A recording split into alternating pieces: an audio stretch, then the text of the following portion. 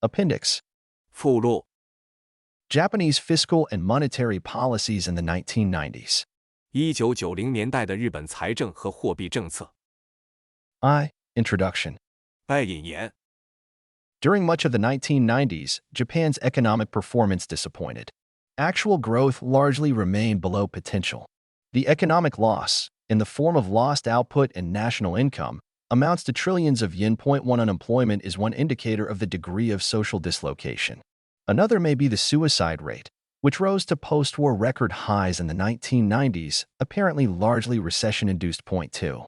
在1990年代的大部分时间里，日本的经济表现令人失望，实际增长大多数时候都低于潜在增长，经济损失以失去的产出和国民收入的形式达到了数万亿日元。失业率是社会瓦解程度的一个指标，另一个可能的指标是自杀率，它在1990年代升至战后的历史最高水平，显然主要是由于经济衰退引起的。2. This underperformance occurred despite significant fiscal stimulation and interest rate reductions. The usual counter-cyclical macroeconomic policies have not worked in Japan. It is said. 3. Why this was so remains unexplained by traditional approaches. Instead of determining why demand-side policies to boost actual growth have been ineffective, many observers instead now argue that supply-side reforms are needed to boost Japan's potential growth rate. This is usually defined to include far-reaching institutional changes in the labor market, corporate governance, and the regulatory environment.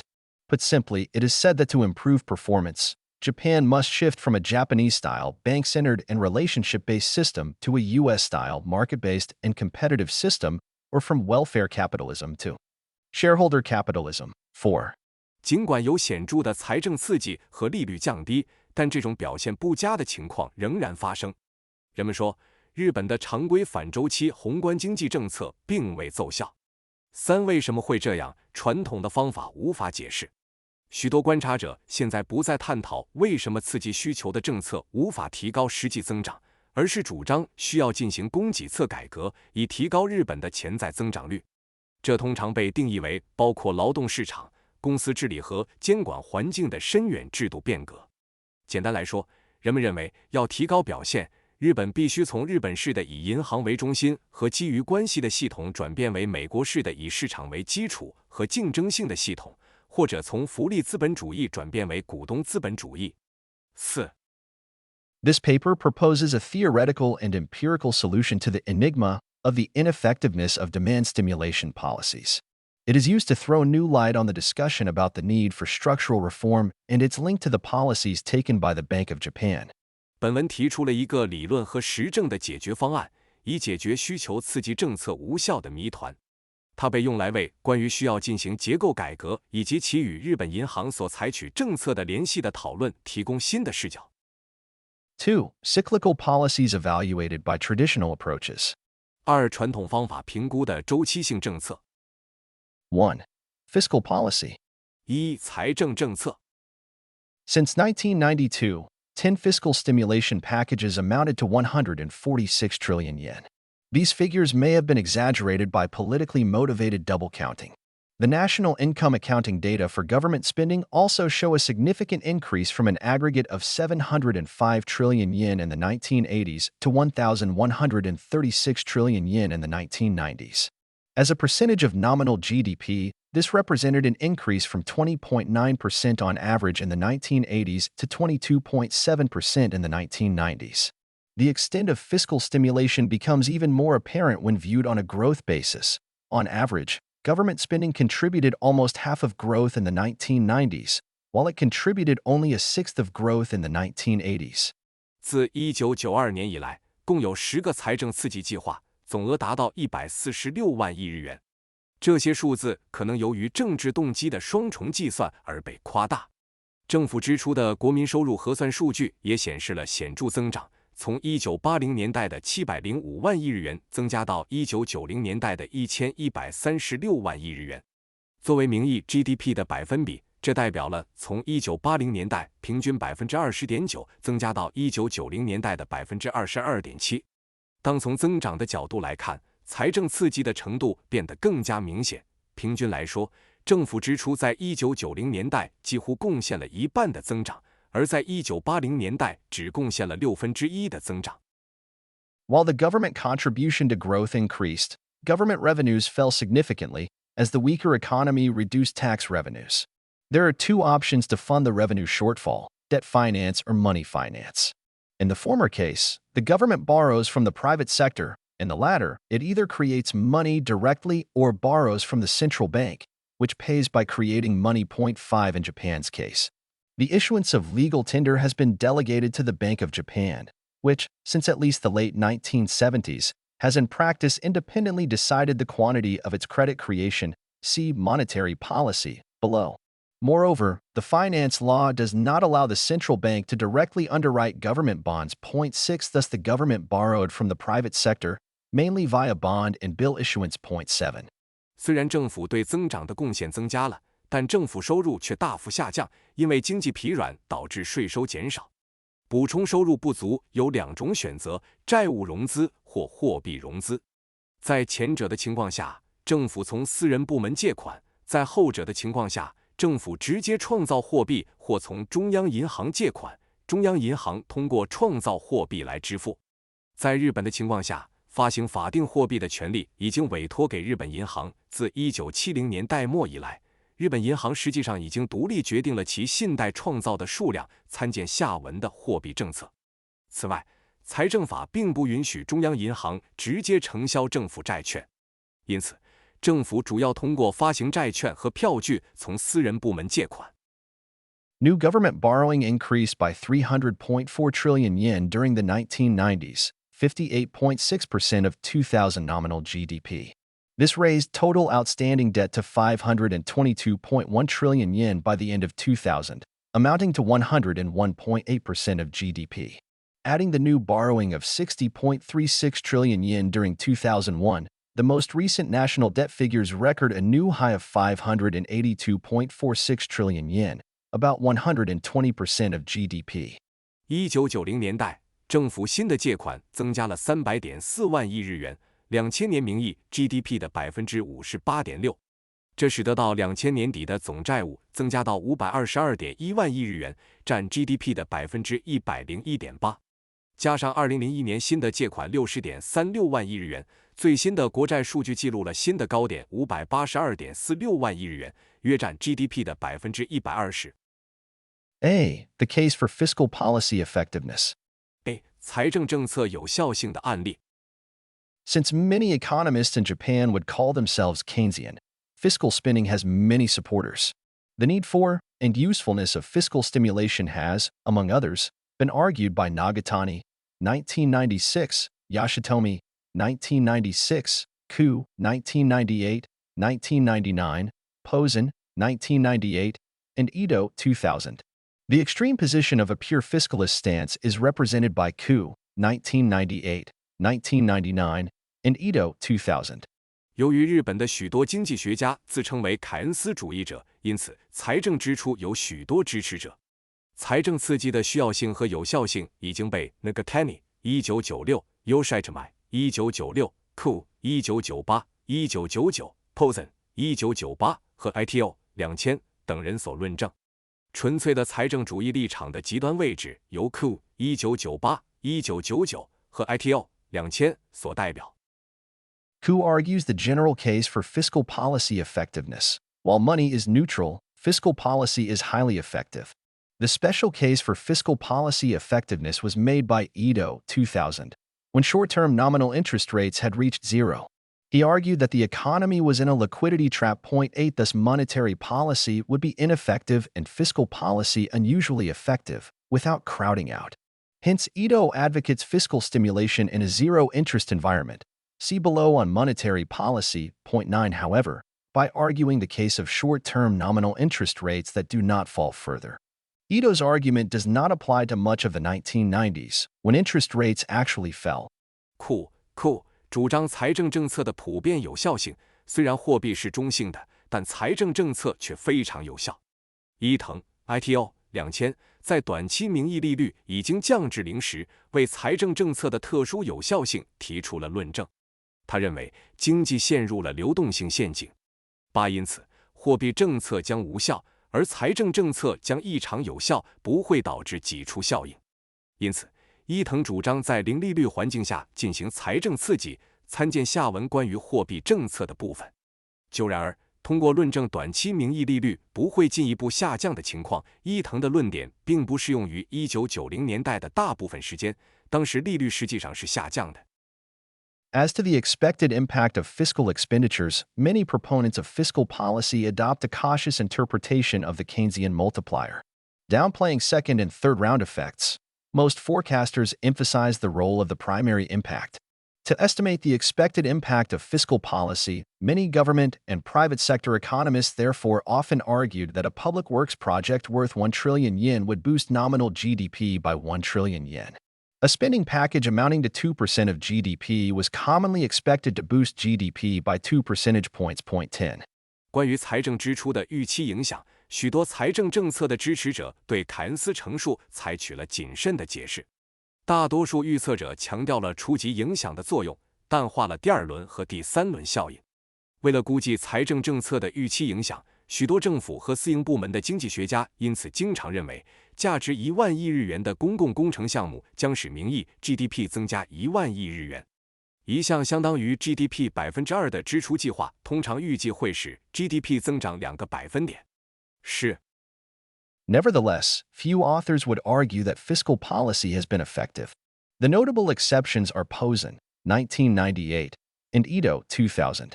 The former argues that actual fiscal spending was overreported and hence a sufficiently large fiscal expansion would have been effective in ending economic stagnation and deflation.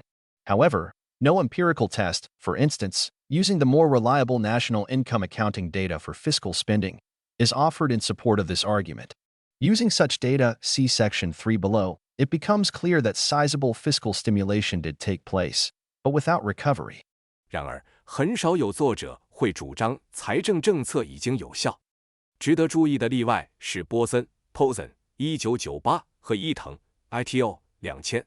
前者认为，实际的财政支出被过度报告，因此足够大的财政扩张本应有效地结束经济停滞和通货紧缩。然而，没有提供任何实证测试，例如使用更可靠的国民收入会计数据来衡量财政支出，来支持这一论点。使用这样的数据，参见下文第3部分，很明显，确实进行了大规模的财政刺激，但没有恢复。Ito, 2000, concedes that the unprecedented 6 fiscal stimulation packages that were implemented between 1992 and 1994 have had little impact, page 102. But he argues this does not prove fiscal policy ineffectiveness, as defined by him. Without any fiscal stimulus, the economy undoubtedly would have contracted. The underlying economy was so weak that fiscal stimulus did not bring the economy all the way to its potential growth rate, but it arguably kept things from becoming worse, page 102.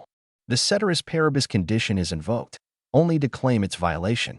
The argument relies on unspecified shocks, rendering economic growth exogenous to fiscal and monetary policy. 11 Since undefined exogenous shocks cannot be isolated or quantified, no falsification of the effectiveness claim is possible. It leaves the realm of testable hypotheses. 12 While supporters of the efficacy of fiscal spending feel that even more fiscal stimulation is the solution for Japan, they have not provided evidence that fiscal policy has been effective. 13. 伊藤2000承认1992年至1994年间实施的前所未有的6个财政刺激计划影响甚微，第102页。但他认为这并不能证明财政政策无效，因为他对此进行了定义。如果没有任何财政刺激，经济无疑会萎缩。基础经济如此疲弱，以至于财政刺激并未将经济推向其潜在增长率，但可以说它阻止了事态的进一步恶化。第102页。他援引了其他条件不变的条件，只是为了声称其违反。这个论点依赖于未明确的冲击，使得经济增长对财政和货币政策来说是外生的。11由于未定义的外生冲击无法被隔离或量化，因此无法对有效性的主张进行反驳，它离开了可测试假设的范围。12虽然财政支出效益的支持者认为，对日本来说，更多的财政刺激是解决方案，但他们并未提供财政政策已经有效的证据。13 B. The case against fiscal policy effectiveness. B. 反对财政政策有效性的论点。Three arguments have been proposed as to why fiscal policy could not be effective in stimulating demand in Japan. The first, by the author, will be examined below in Section 3. Second, it was argued that increased bond issuance to fund fiscal spending would lower bond prices, push up long-term interest rates, and negatively affect investment and economic activity. A proponent of this interest rate-based crowding out argument is Yoshida, 1996, who additionally warned that the long-term interest rate rises would tend to strengthen the yen and hurt net exports. However, despite brief periods of rising long-term nominal interest rates, both short-term, as measured by call rates, and long-term, as measured by 10-year government bond yields, have trended down during the 1990s. There are only two instances where they rose, from 4.3% on average in 1993 to 4.4% in 1994, and from 1.3% in 1998 to 1.8% in 1999. However, in both cases rates subsequently resumed their decline to new lows. See Figure A.1.14. 有3个论点提出为什么财政政策在刺激日本的需求方面可能无效。第一个由作者提出，将在下文第3部分进行检查。其次，有人认为增加债券发行以资助财政支出会降低债券价格，推高长期利率，对投资和经济活动产生负面影响。这种基于利率的挤出效应论点的支持者是吉田 Yoshida 1996，他还警告说，长期利率的上升会倾向于强化日元，损害净出口。然而，尽管在短期内长期名义利率有所上升，但无论是短期以隔夜拆借利率衡量，还是长期以10年期政府债券收益率衡量的名义利率，在1990年代都呈下降趋势，只有2次出现上升。从1993年的平均 4.3% 上升到1994年的 4.4%， 以及从1998年的 1.3% 上升到1999年的 1.8%。然而，在这2种情况下，利率随后都恢复了下降，达到了新的低点。参见图 1.1。14. Calculating real interest rates as the difference between these nominal interest rates and consumer price inflation, measured by the CPI. We find that short-term real interest rates fell from 4.2% on average in 1991 to 0.11% on average in 2000, while long-term real interest rates fell from 3% on average in 1991 to 0.7% in 1998, the rising again to 2.5% on average in 2000. These real rates were lower than during the 1980s. These facts contradict interest rate crowding out arguments. Point 15. 将名义利率和消费者价格通胀由 CPI 衡量之间的差值计算为实际利率，我们发现短期实际利率从1991年的平均 4.2% 下降到2000年的平均 0.11%， 而长期实际利率从1991年的平均 3.0% 下降到1998年的 0.7%， 然后又上升到2000年的平均 2.5%。这些实际利率低于1980年代的水平。这些事实与利率挤出论相矛盾。15.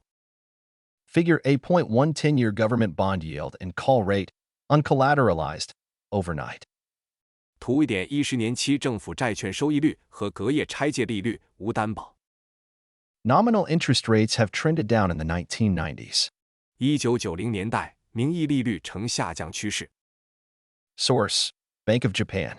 来源：日本银行。Another case for a different kind of crowding out has been made by Krugman, 1998c. Applying his model of intertemporally optimizing rational representative agents to Japan, he obtains Ricardian equivalents of the type borrow, 1974, proposed. Japanese consumers believe that any fiscal spending funded by the issuance of government debt, as most of it has been, will require the debt to be fully paid off in the relevant future by raising taxes on individuals. For every yen in government spending, rational consumers would increase savings by 1 yen, preparing the money to repay the government in the future. 克鲁格曼 1998c 提出了另一种挤出效应的情况。他将其关于跨期优化理性代表性经济体的模型应用到日本，得出了巴罗1974提出的理查迪安等价类型。日本消费者认为，任何由政府债务大部分都是这样，资助的财政支出将需要在相关的未来通过对个人征税来全额偿还债务。对于政府每花1日元的支出，理性消费者会增加1日元的储蓄，为将来偿还政府做准备。The problem with this model is that it does not allow for the possibility that the debt will be paid off by other means, such as money creation, higher corporate taxes, economic growth that boosts tax revenues without raising individual taxes, or asset sales to foreign investors. It is not clear why rational consumers would not consider these possibilities. Point 16. Most of all, proponents of this explanation of fiscal policy ineffectiveness have not provided any empirical evidence, as far as the author is aware. 这个模型的问题在于，它没有考虑到债务可能通过其他方式偿还的可能性，比如创造货币、提高企业税、经济增长提高税收而不提高个人税，或者向外国投资者出售资产。不清楚为什么理性消费者不会考虑这些可能性。16最重要的是，这种财政政策无效性解释的支持者并未提供任何实证证据，至少作者并未察觉到。See conclusion. C. 结论。There is no convincing evidence in favor of fiscal policy effectiveness. However, the question of just why this was the case has not been answered by traditional approaches, neither interest rate crowding out nor Ricardian equivalence. We will therefore return to this unresolved issue in Section 3.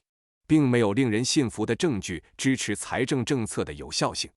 然而，为什么会这样的问题，传统的方法并未给出答案，既不是利率挤出效应，也不是里卡多等价。因此，我们将在第3部分再次回到这个尚未解决的问题。2. Monetary policy. 2. 货币政策。The Bank of Japan has argued consistently during the 1990s that nominal short-term interest rates constitute the only practicable monetary policy tool of the central bank. According to the central bank, their repeated reduction demonstrates the central bank's resolve and aggressive action in attempting to stimulate the economy. Point 17. However, the weakness of the economy, despite unprecedented monetary stimulation, is seen as evidence that the true cause of the recession lies in non-monetary phenomena, especially problems with Japan's economic structure. Point 18. The onus is thus on the government to implement such reforms. We are told. Point 19. While these may be deflationary and painful in the short run, they will create positive growth expectations, and hence growth itself, in the long run. 日本银行在1990年代一直坚称，名义短期利率是中央银行唯一可行的货币政策工具。据中央银行称，他们反复降低利率，显示了中央银行试图刺激经济的决心和积极行动。17然而，尽管有前所未有的货币刺激，经济的疲软被视为衰退的真正原因在于非货币现象，特别是日本经济结构的问题。18因此，政府有责任实施这样的改革，我们被告知。19虽然这些改革可能在短期内会导致通货紧缩和痛苦，但它们将在长期内创造积极的增长预期，从而带来增长。The central bank's policies have sparked debates, which we shall divide into those centering on the unusual circumstances surrounding the near-zero interest rate policy, starting about 1998, and the earlier, more general debates, starting about 1992. 中央银行的政策引发了争论，我们将这些争论分为2类，一类是围绕近零利率政策的非常情况，大约从1998年开始；另一类是更早的、更一般性的争论，大约从1992年开始。A. The special case of interest rate policy ineffectiveness since 1998. A. 利率政策无效的特殊情况，自1998年以来。The lowering of the overnight call rate to about 0.3% in September 1998 coincided with a drop in 10-year government bond yields to 0.7%. Both events triggered much talk about near-zero nominal interest rates in Japan and sparked the hardly controversial argument that interest rate policies had reached their limit. 1998年9月，隔夜拆借利率降至约 0.3%， 与此同时，10年期政府债券收益率也下降到 0.7%。这2个事件引发了关于日本近乎零的名义利率的大量讨论，并引发了一种几乎无争议的观点，即利率政策已经达到了极限。I. The liquidity trap argument. choosing the definition that an economy is in a liquidity trap if aggregate demand consistently falls short of productive capacity despite essentially zero short-term nominal interest rates. Krugman, 1998a, 1998b. 1998c finds Japan to be an example. Point 20 His explanation is as follows. 21 Exogenous expectations that future productive capacity will fall, for instance, due to exogenous demographic problems, result in deflationary expectations, such that even with nominal interest rates close to zero, real interest rates are above their negative full employment equilibrium level. Point 22 Since Krugman assumes that the central bank cannot lower nominal rates below zero, and since in his model monetary policy affects the economy via its influence on interest rates, there is a problem, a liquidity trap. As evidence, Krugman musters the fact that short-term interest rates approached zero, and that the broad deposit aggregate M2 plus CD was not growing significantly, despite substantial increases in high-powered money by the central bank. Point 23. 流动性陷阱论点。选择这样的定义：如果总需求持续低于生产能力，尽管短期名义利率基本为零，那么经济就处于流动性陷阱中。克鲁格曼 1998A、1998B、1998C 发现日本就是一个例子。20他的解释如下：21外生预期未来生产能力将下降，例如，由于外生人口问题导致通缩预期，即使名义利率接近零，实际利率也高于其负的充分就业均衡水平。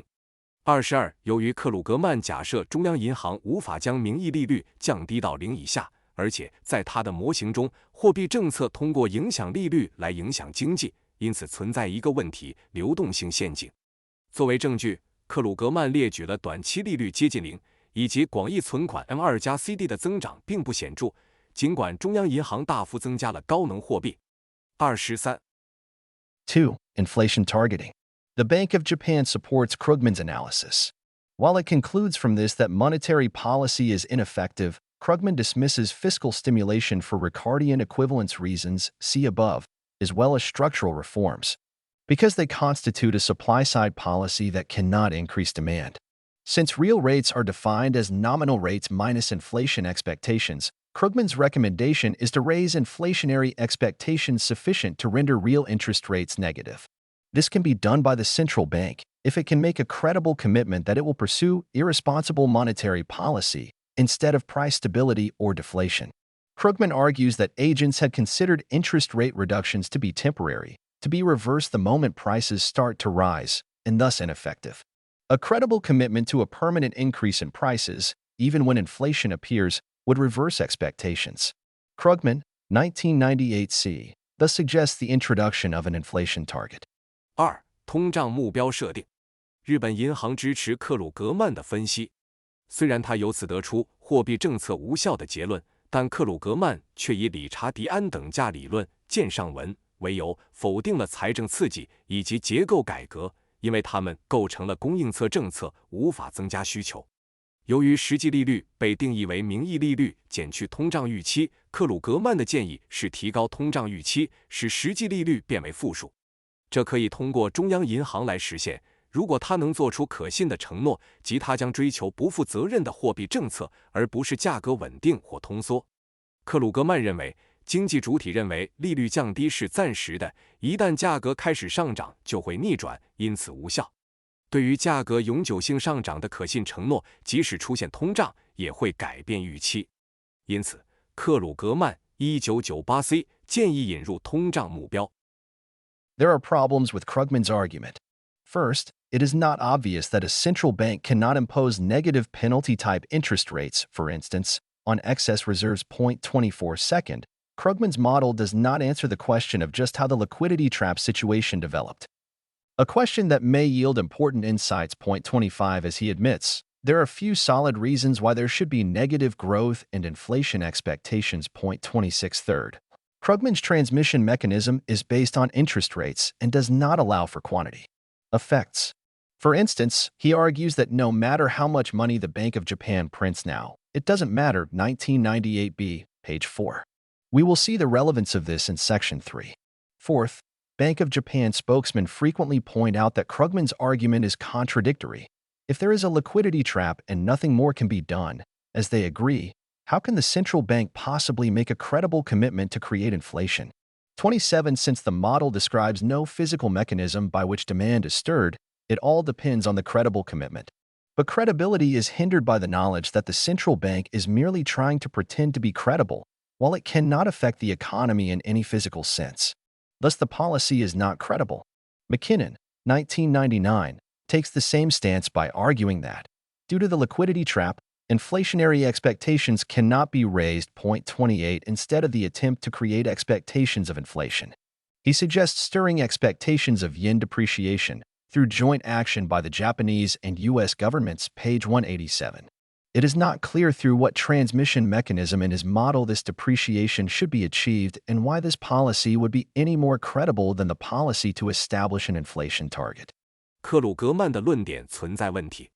首先，中央银行不能对超额储备实施负面的惩罚性利率，这一点并不明显。24其次，克鲁格曼的模型并未回答流动性陷阱情况是如何发展的这个问题，这个问题可能会带来重要的见解。25，正如他承认的，负增长和通胀预期存在的坚实理由并不多。26第三，克鲁格曼的传导机制基于利率，并不考虑数量效应。例如，他认为无论日本银行现在印多少钱都没关系。1998b 第4页，我们将在第3部分看到这一点的相关性。第四，日本银行的发言人经常指出，克鲁格曼的论点是矛盾的。如果存在流动性陷阱，而且无法做更多的事情，他们同意这一点，那么中央银行如何可能做出创造通胀的可信承诺呢？27，由于该模型并未描述出激发需求的物理机制，一切都取决于可信的承诺。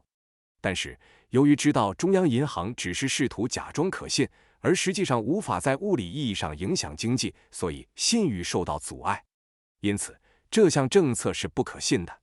麦金农1999持相同的立场，他认为由于流动性陷阱，通胀预期无法提高。28，他建议通过日本和美国政府的联合行动，激发日元贬值的预期，而不是试图创造通胀预期。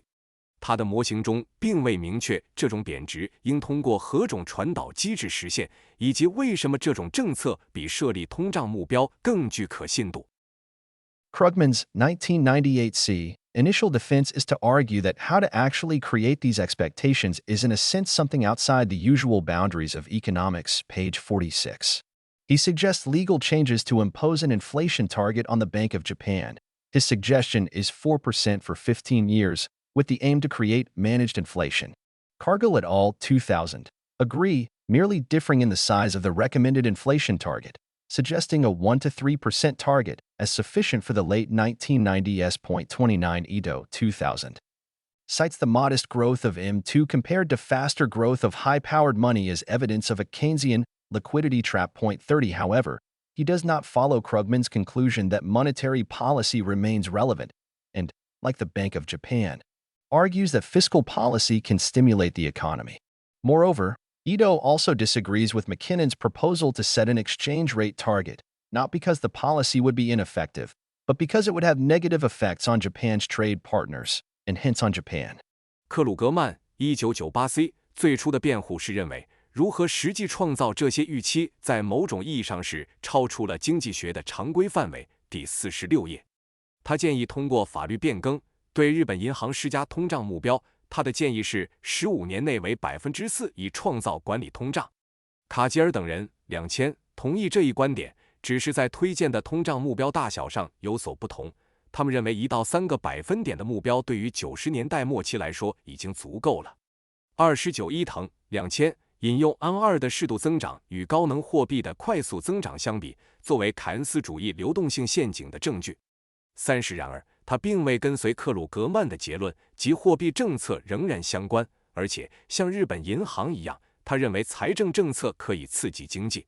此外，伊藤也不同意麦金农设定汇率目标的提议，不是因为这项政策无效，而是因为它会对日本的贸易伙伴产生负面影响，从而对日本产生影响。The Bank of Japan's Ueda 2001b agrees with Ito's interpretation of the liquidity trap argument, referring to the traditional quantity theory relationship MV equals PY, and defining M as high-powered money, Ueda points out that its velocity v has fallen. In his view, this is due to the liquidity trap, which he defines as a situation of near-zero short-term interest rates. Since increases in M coincide with further declines in V, there is no impact on nominal GDP, PY, and increases in the monetary base become meaningless. As evidence, he points to the frequent incidence of money market bids falling short of the total offer, reflecting a lack of demand for the money the central bank is trying to supply. There is no suggestion as to why velocity has fallen, especially in the pre-1998 period. 日本银行的上田 2001b 赞同伊藤对流动性陷阱论点的解读。上田引用了传统的数量理论关系 MV 等于 PY， 并将 M 定义为高能货币。他指出其速度力已经下降。在他看来，这是由于流动性陷阱，他将其定义为短期利率接近零的情况。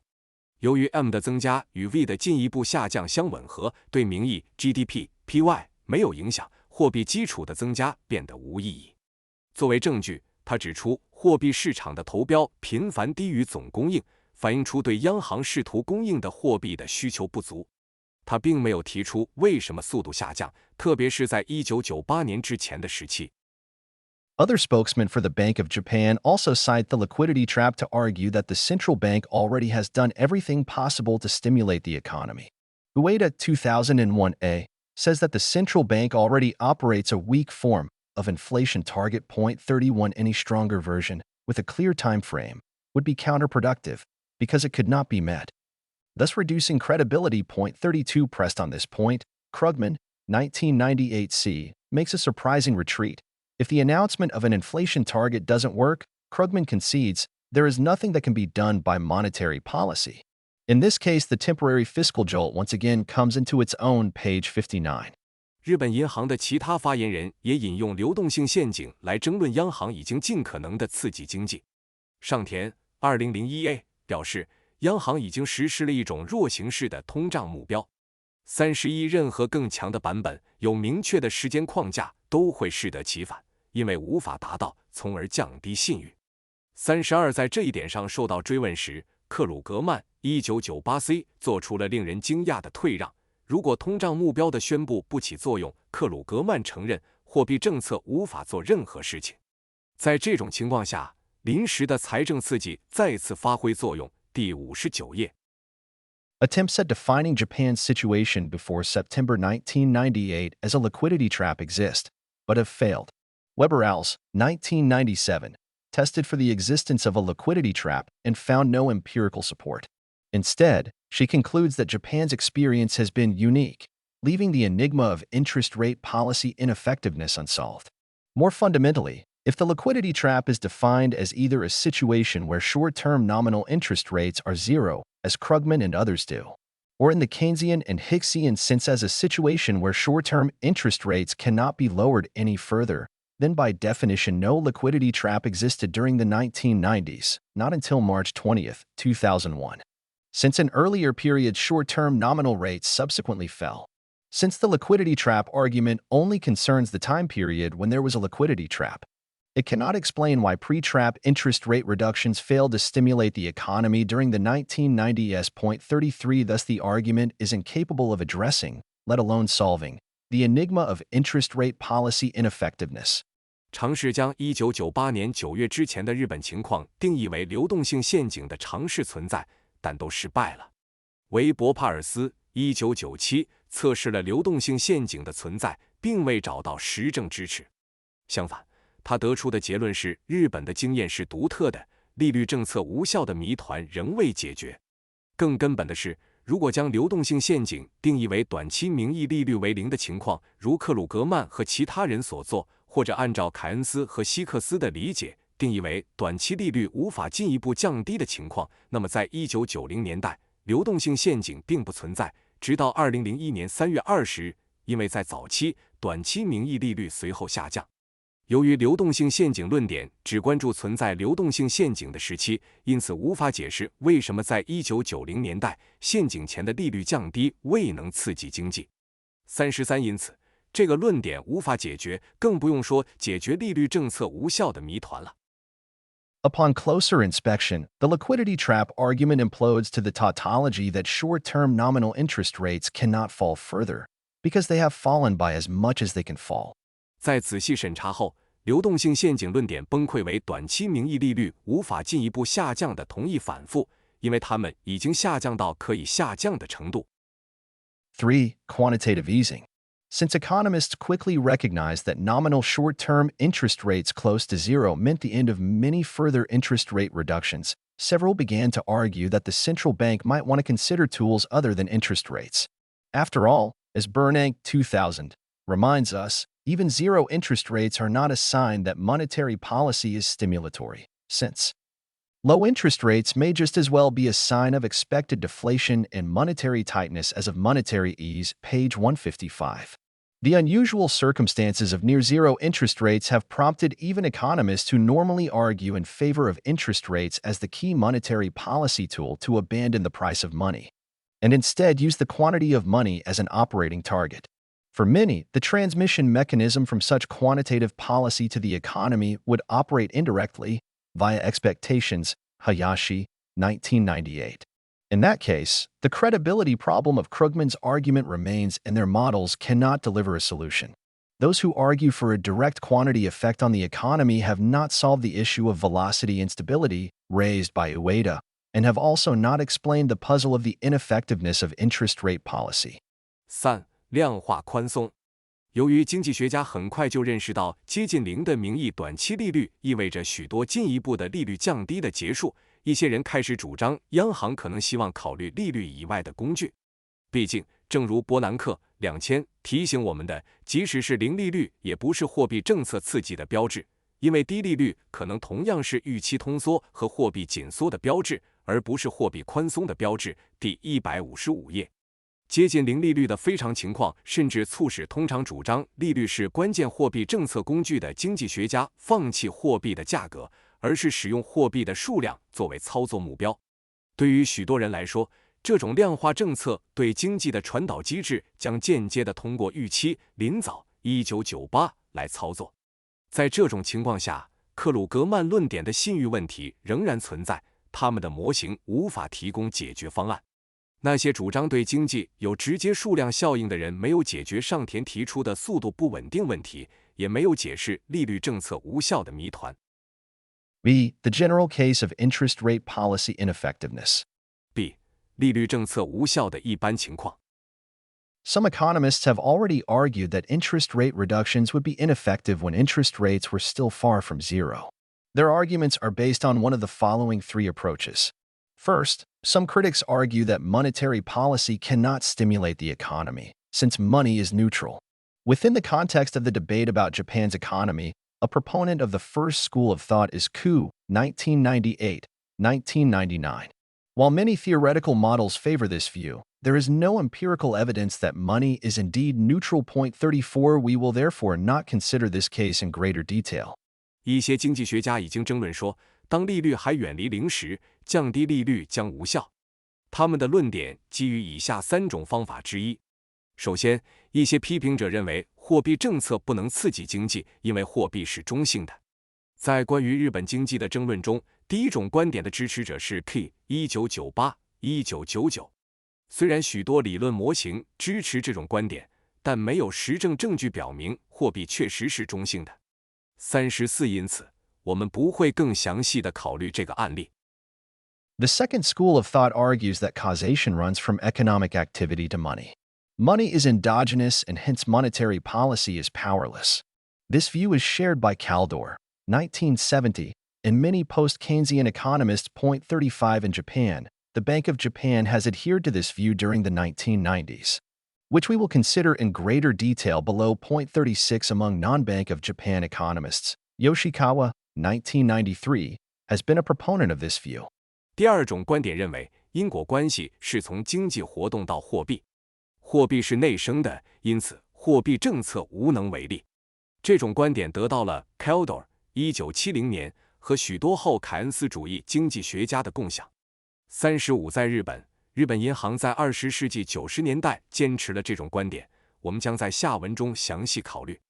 36在非日本银行的经济学家中 ，Yoshikawa 1993年一直是这种观点的支持者。The Bank of Japan's Okina, 1991, 1993A, 1993B, explains that the central bank fulfills the double function of conducting monetary policy and acting as the lender of last resort, protecting the stability of the financial system. Currency in circulation, at the end of 1992 accounting for 93% of high-powered money, is not supplied by the central bank at its discretion, but only on demand from the public.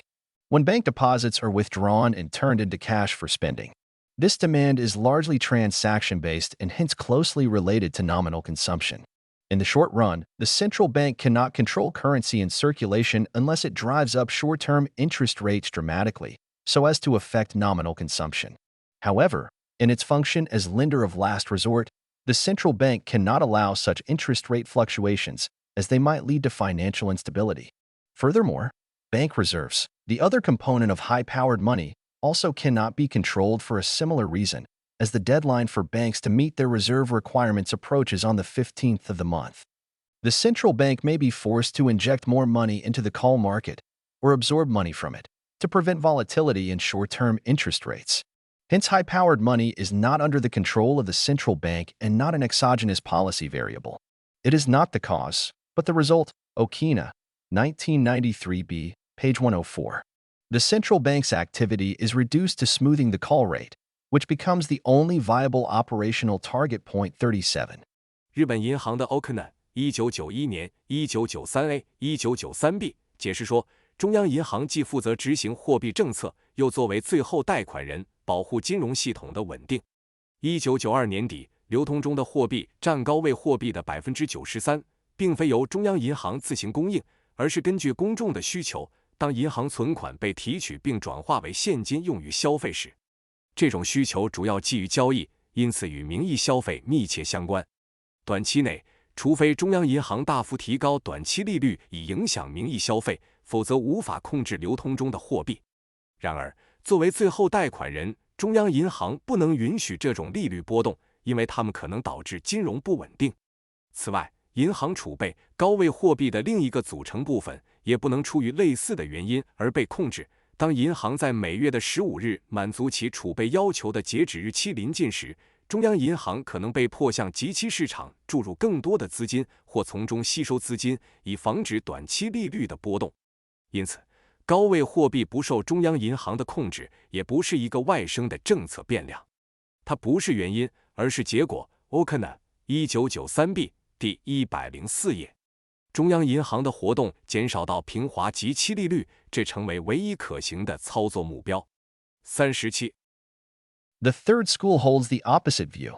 Its adherents see monetary policy as exogenously determined by the central bank and capable of affecting output. Moreover, several proponents argue that the mechanism of transmission from money to the economy is not primarily via interest rates, the price of money, but also via its quantity. M.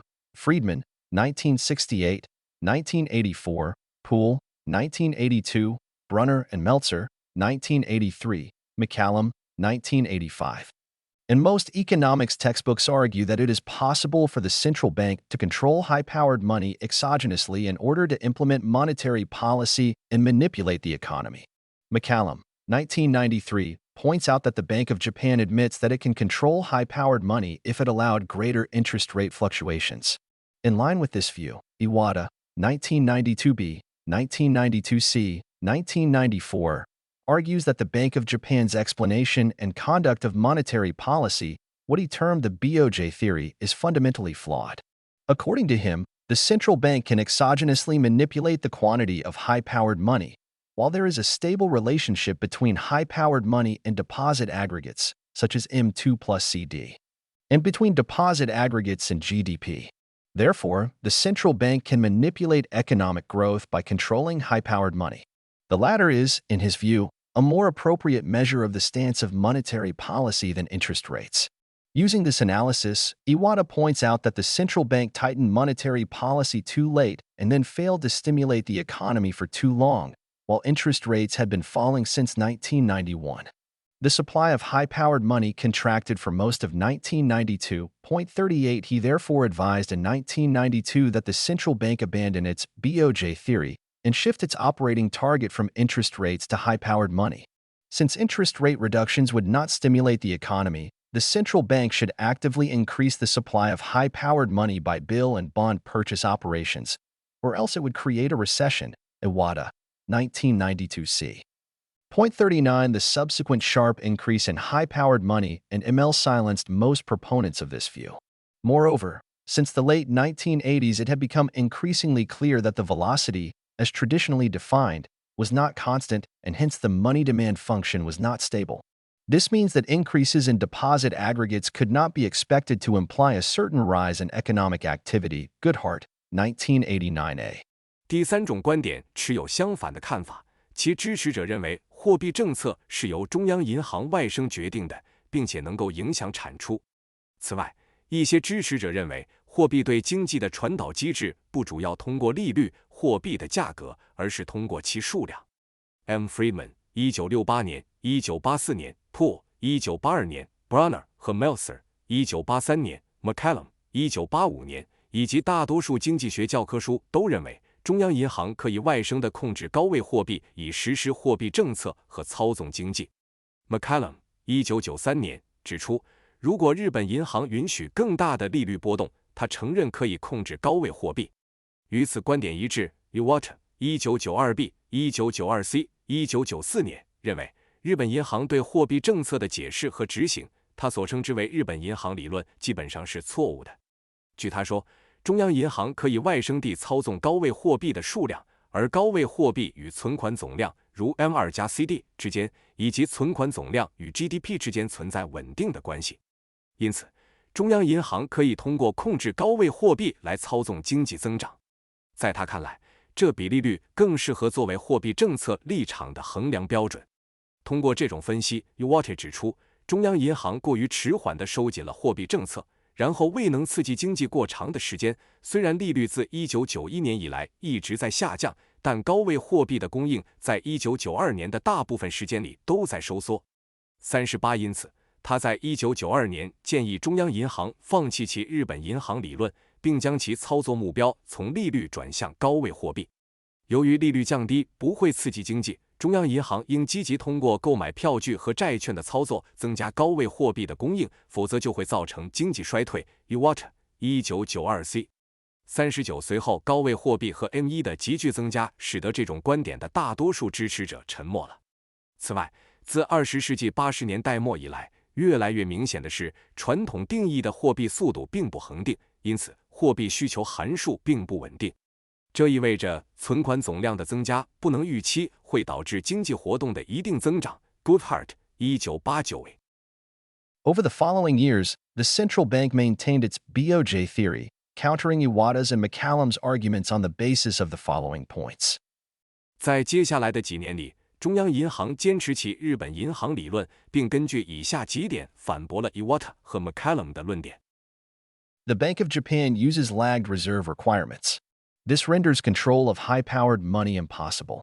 日本银行使用滞后的储备要求，这使得对高位货币的控制变得不可能。The stable relationship between high-powered money and broad deposit aggregates broke down, since the credit multiplier is not constant. 高位货币与广义存款总量之间的稳定关系已经破裂，因为信贷乘数并不恒定。Broad deposit aggregates are in no fixed link to short-term interest rates, so that the controllability of the money supply is not something the Bank of Japan's short-term money market operations can guarantee. 40. 广义存款总量与短期利率之间没有固定的联系，因此货币供应的可控性并非日本银行短期货币市场操作所能保证。40. The stable relationship between broad deposit aggregates and M2 plus CD and GDP broke down. 广义存款总量与 M2+CD 和 GDP 之间的稳定关系已经破裂。Growth of high-powered money has picked up significantly since 1993.41. 自1993年以来，高能货币的增长显著加快。41. McCallum, 1993, points out that Okina's 1993A reference to lagged reserve requirements fails to allow for the desirable institutional change to contemporaneous reserve requirements. While Yoshikawa, 1993, agrees with the Bank of Japan's view that the money supply is largely endogenous to real shocks in the short run. Because central banks smooth the nominal interest rate, page 122, he points out that, like in other countries, in Japan, Granger causality runs from money to output. His own empirical work finds that monetary policy, represented by changes in the call rate, exerts substantial effects on real output in Japan mainly through its effect on fixed investment and imports, page 156. This is because when the BOJ changes its policy stance, it affects real output. It turns out that the real dispute appears to be over the definition of what constitutes the short run. Thus, the Bank of Japan's and Yoshikawa's endogeneity appears restricted to the very short-term, seasonal movement of the economy, within a medium to long-term setting of exogenous monetary policy. Point 42. This, however, does not disable high-powered money control even in the short term, since there is no reason why the base money targets could not be seasonally adjusted, as they indeed appear to be. McCallum 1993指出 ，Werner 1993a 提到滞后储备要求时，没有考虑到向同期储备要求进行有益的制度变革。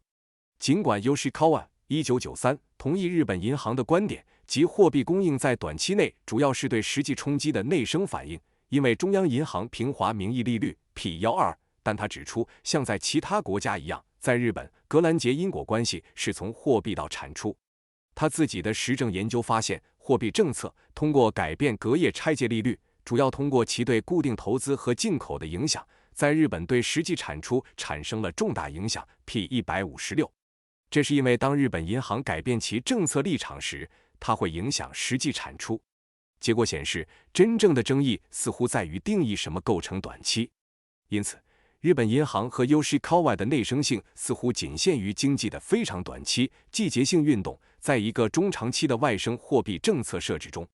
42然而，这并不妨碍即使在短期内也能控制高能货币，因为没有理由基础货币目标不能进行季节性调整。事实上，他们似乎确实是这样做的。Despite the logical plausibility of the monetarist approach, the number of its critics had increased since the mid-1980s due to the apparent velocity decline and instability of the money demand function.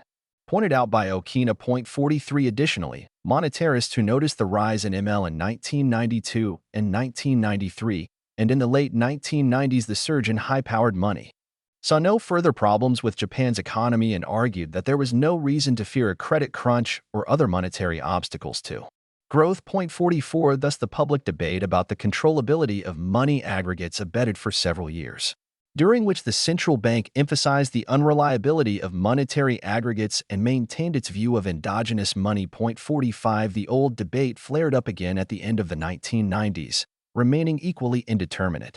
To many observers, therefore, the enigma of interest rate policy ineffectiveness remains unsolved, just like the enigma of fiscal policy ineffectiveness. 尽管货币主义方法在逻辑上是可行的，但由于 Okina 指出的货币需求函数的明显速度下降和不稳定，自1980年代中期以来，其批评者的数量已经增加。43此外，注意到1992年和1993年以及1990年代末高能货币激增的货币主义者，并未看到日本经济有进一步的问题，认为没有理由担心信贷紧缩或其他货币障碍对增长的影响。44因此，关于货币总量可控性的公开辩论在几年内消退，期间，中央银行强调货币总量的不可靠性，并坚持其内生货币的观点。45旧的辩论在1990年代末再次爆发，仍然没有定论。因此，对许多观察者来说，利率政策无效的谜团仍然没有解开，就像财政政策无效的谜团一样。3. Cyclical policies evaluated by an alternative framework. 3. 由替代框架评估的周期性政策。1. The model. 一模型。Werner has suggested an alternative framework to solve the puzzle. 46 The first step is the original equation of exchange. 47 It states that the amount of money changing hands to pay for transactions during a given time period must equal the nominal value of these transactions. Werner 提出了一个替代框架来解决这个难题。46第一步是原始的交换方程。47它表明，在一定时间内用于支付交易的货币总额必须等于这些交易的名义价值。1. where M stands for the amount of money that is exchanging hands for economic transactions and T stands for the value of these transactions. For economic growth to take place, by definition, the value of economic transactions during one time period must exceed that of the previous period of comparison. In other words, there must be a net increase in economic transactions during one time period. Thus considering net changes in variables yields. 其中 Yen 代表用于经济交易的货币总额 ，T 代表这些交易的价值。要实现经济增长，根据定义，一个时间段内的经济交易价值必须超过前一个比较期间的价值。换句话说，一个时间段内必须有经济交易的净增长。因此，考虑变量的净变化会得出 2. An increase in the value of transactions, and hence economic growth, can take place only if there has been an increase in the amount of money used to conduct these transactions. 交易价值的增加，因此经济增长只有在用于进行这些交易的货币总额增加的情况下才可能发生。A. Measurement of delta M. Delta M 的测量。The next step consists of identifying measurable data to represent these equations. First, consider how we can measure delta M, the change in the net amount of nominal money used for all transactions. It may help, as illustrative exercise, to initially consider a simpler financial system that does not have a central bank, such as the United States until 1913. As in any modern financial system, most transactions are paid by paper money or else non-cash transfers through the banking system. 48. Since we are interested in the increase in the net amount of money used, we need to measure the increase in purchasing power created by the banking system during the observation period. The net amount of paper money issued by the banking system and net bank transfers within the banking system can only increase when banks issue new loans. 49. We thus know that delta M is equal to the net increase in credit in the banking system. Bank credit creation. 50. 下一步是确定可以代表这些方程的可测量数据。首先，考虑我们如何可以测量 delta M， 即用于所有交易的名义货币净额的变化。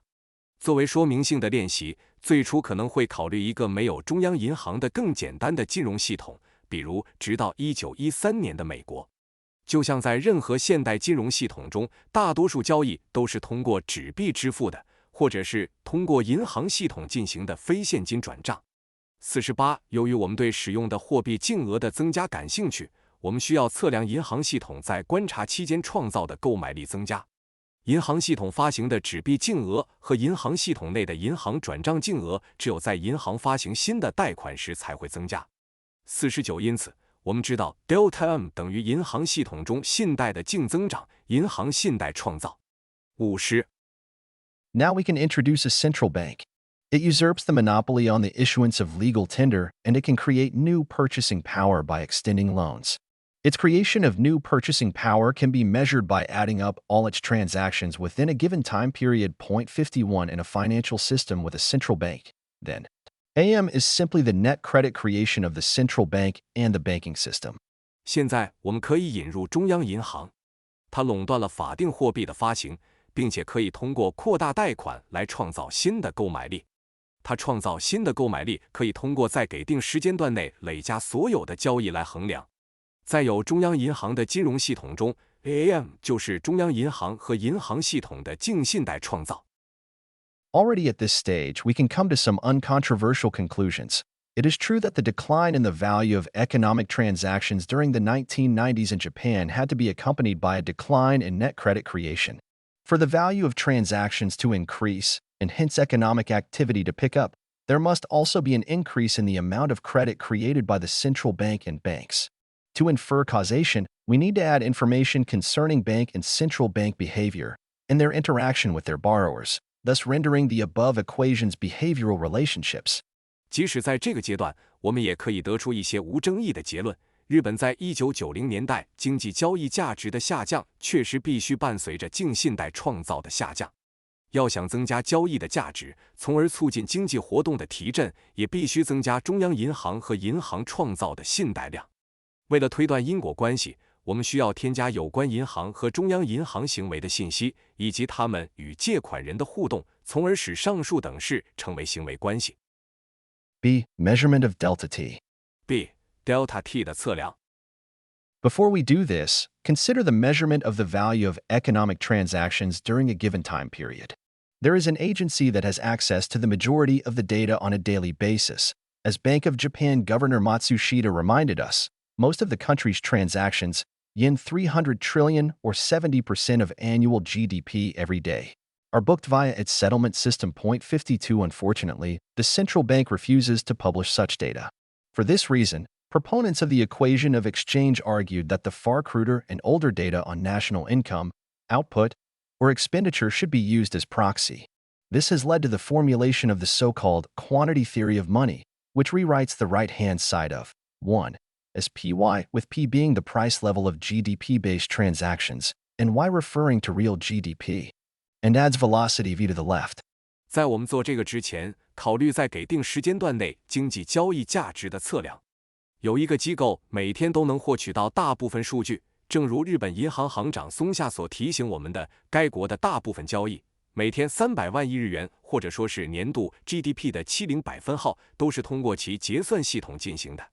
不幸的是，中央银行拒绝发布这样的数据，因此，交换方程的支持者们认为，应该使用关于国民收入、产出或支出的更为粗糙和旧的数据作为代理。这导致了所谓的货币数量理论的形成。该理论将式的右边重写为 PY， 其中 P 是基于 GDP 交易的价格水平 ，Y 是实际 GDP， 并在左边添加了货币流通速度 V。Werner, 1997D, has pointed out that the assumption that nominal GDP is a close approximation of the value of all transactions may not hold, since transactions, such as those involving real estate or financial assets, are not part of GDP. This is not problematic when their value grows in line with GDP. However, when their value rises faster, this will cause GDP to be an unreliable proxy. Then we must expect the traditional quantity theory of money, MV equals PY, to give the appearance of a fall in velocity V, as money is increasingly used for transactions other than nominal GDP PY. This explains why in many countries with asset price booms, economists puzzled over an apparent velocity decline, breakdown of the money demand function, or a mystery of missing money. Issues that severely hampered the monetarist approach to monetary policy implementation. According to Werner, if GDP is used to represent transactions, and if there is an indication that non-GDP transactions increase or fall, the equation of exchange must be disaggregated into transactions that are part of GDP, real transactions, and those that are not, non-GDP or financial transactions. Point 53. Werner 1992-1997D 指出，假设名义 GDP 是所有交易价值的近似可能不成立，因为交易如涉及房地产或金融资产的交易并不是 GDP 的一部分。当它们的价值与 GDP 同步增长时，这并不成问题。然而，当它们的价值增长更快时，这将导致 GDP 成为一个不可靠的代理。那么，我们必须期待传统的货币数量理论 MV 等于 PY 会表现出货币流通速度 V 的下降，因为货币越来越多地被用于名义 GDP、PY 以外的交易。这解释了为什么在许多资产价格繁荣的国家，经济学家们对明显的货币流通速度下降、货币需求函数的崩溃或失踪的货币之谜感到困惑。这些问题严重阻碍了货币主义者实施货币政策的方法。根据 Werner 的说法，如果使用 GDP 来代表交易，如果有迹象表明非 GDP 交易增加或减少，那么交换方程必须被分解为 GDP 的一部分实际交易和不是 GDP 的一部分非 GDP 或金融交易。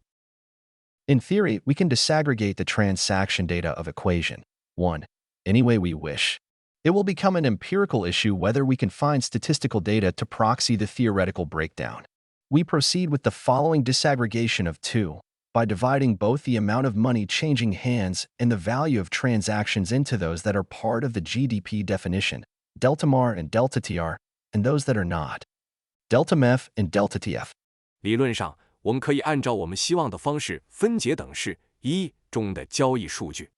我们能否找到统计数据来代理理论分解，将成为一个实证问题。我们按照以下方式分解：将手中的货币数量和交易价值分为 GDP 定义的一部分 delta MR 和 delta TR 和不是 GDP 定义的一部分 delta MF 和 delta TF。3. 4. at the same time. 与此同时 5. 6. Since we define DTR as the value of all GDP-based transactions, we also know that the following holds. 由于我们将 DTR 定义为所有基于 GDP 的交易的价值，我们也知道以下公式成立。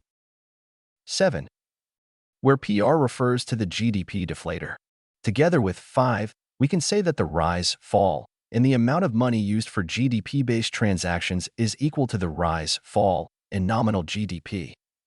其中 P2 指的是 GDP 平减指数，结合5，我们可以说用于 GDP 基础交易的货币量的增加、减少，等于名义 GDP 的增加、减少。7 foot. C. Endogenous money. C. 内生货币。We now need to address the issue of causality. As we have seen, there is a school of thought that argues that money, defined as deposits, is endogenous. When considering the credit creation process, it is clear that deposit money is always endogenous to the creation of credit. The more interesting question is therefore whether credit creation is endogenous or exogenous. While the central bank may at times choose to conduct certain transactions in response to market demand or seasonality, such as parts of its call market transactions or issuance of paper money, there is no doubt that it can still exogenously determine its total credit creation. Any transaction it might feel forced to undertake due to short-term interest rate smoothing can be sterilized by other transactions, such as outright bond sales. That may not affect short-term interest rates. Central bank credit creation is therefore exogenous. However, it accounts for only a fraction of total credit creation. The dominant question is consequently whether bank credit is endogenous or exogenous. 我们现在需要解决因果关系的问题。正如我们所看到的，有一种观点认为，定义为存款的货币是内生的。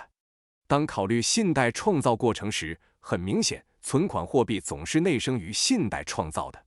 因此，更有趣的问题是，信贷创造是内生的还是外生的？虽然中央银行可能有时会选择根据市场需求或季节性进行某些交易，如其部分隔夜拆借市场交易或发行纸币，但毫无疑问，它仍然可以外生地决定其总信贷创造。任何由于短期利率平滑而可能被迫进行的交易，都可以通过其他交易，如直接债券销售进行消除，这可能不会影响短期利率。因此，中央银行的信贷创造是外生的。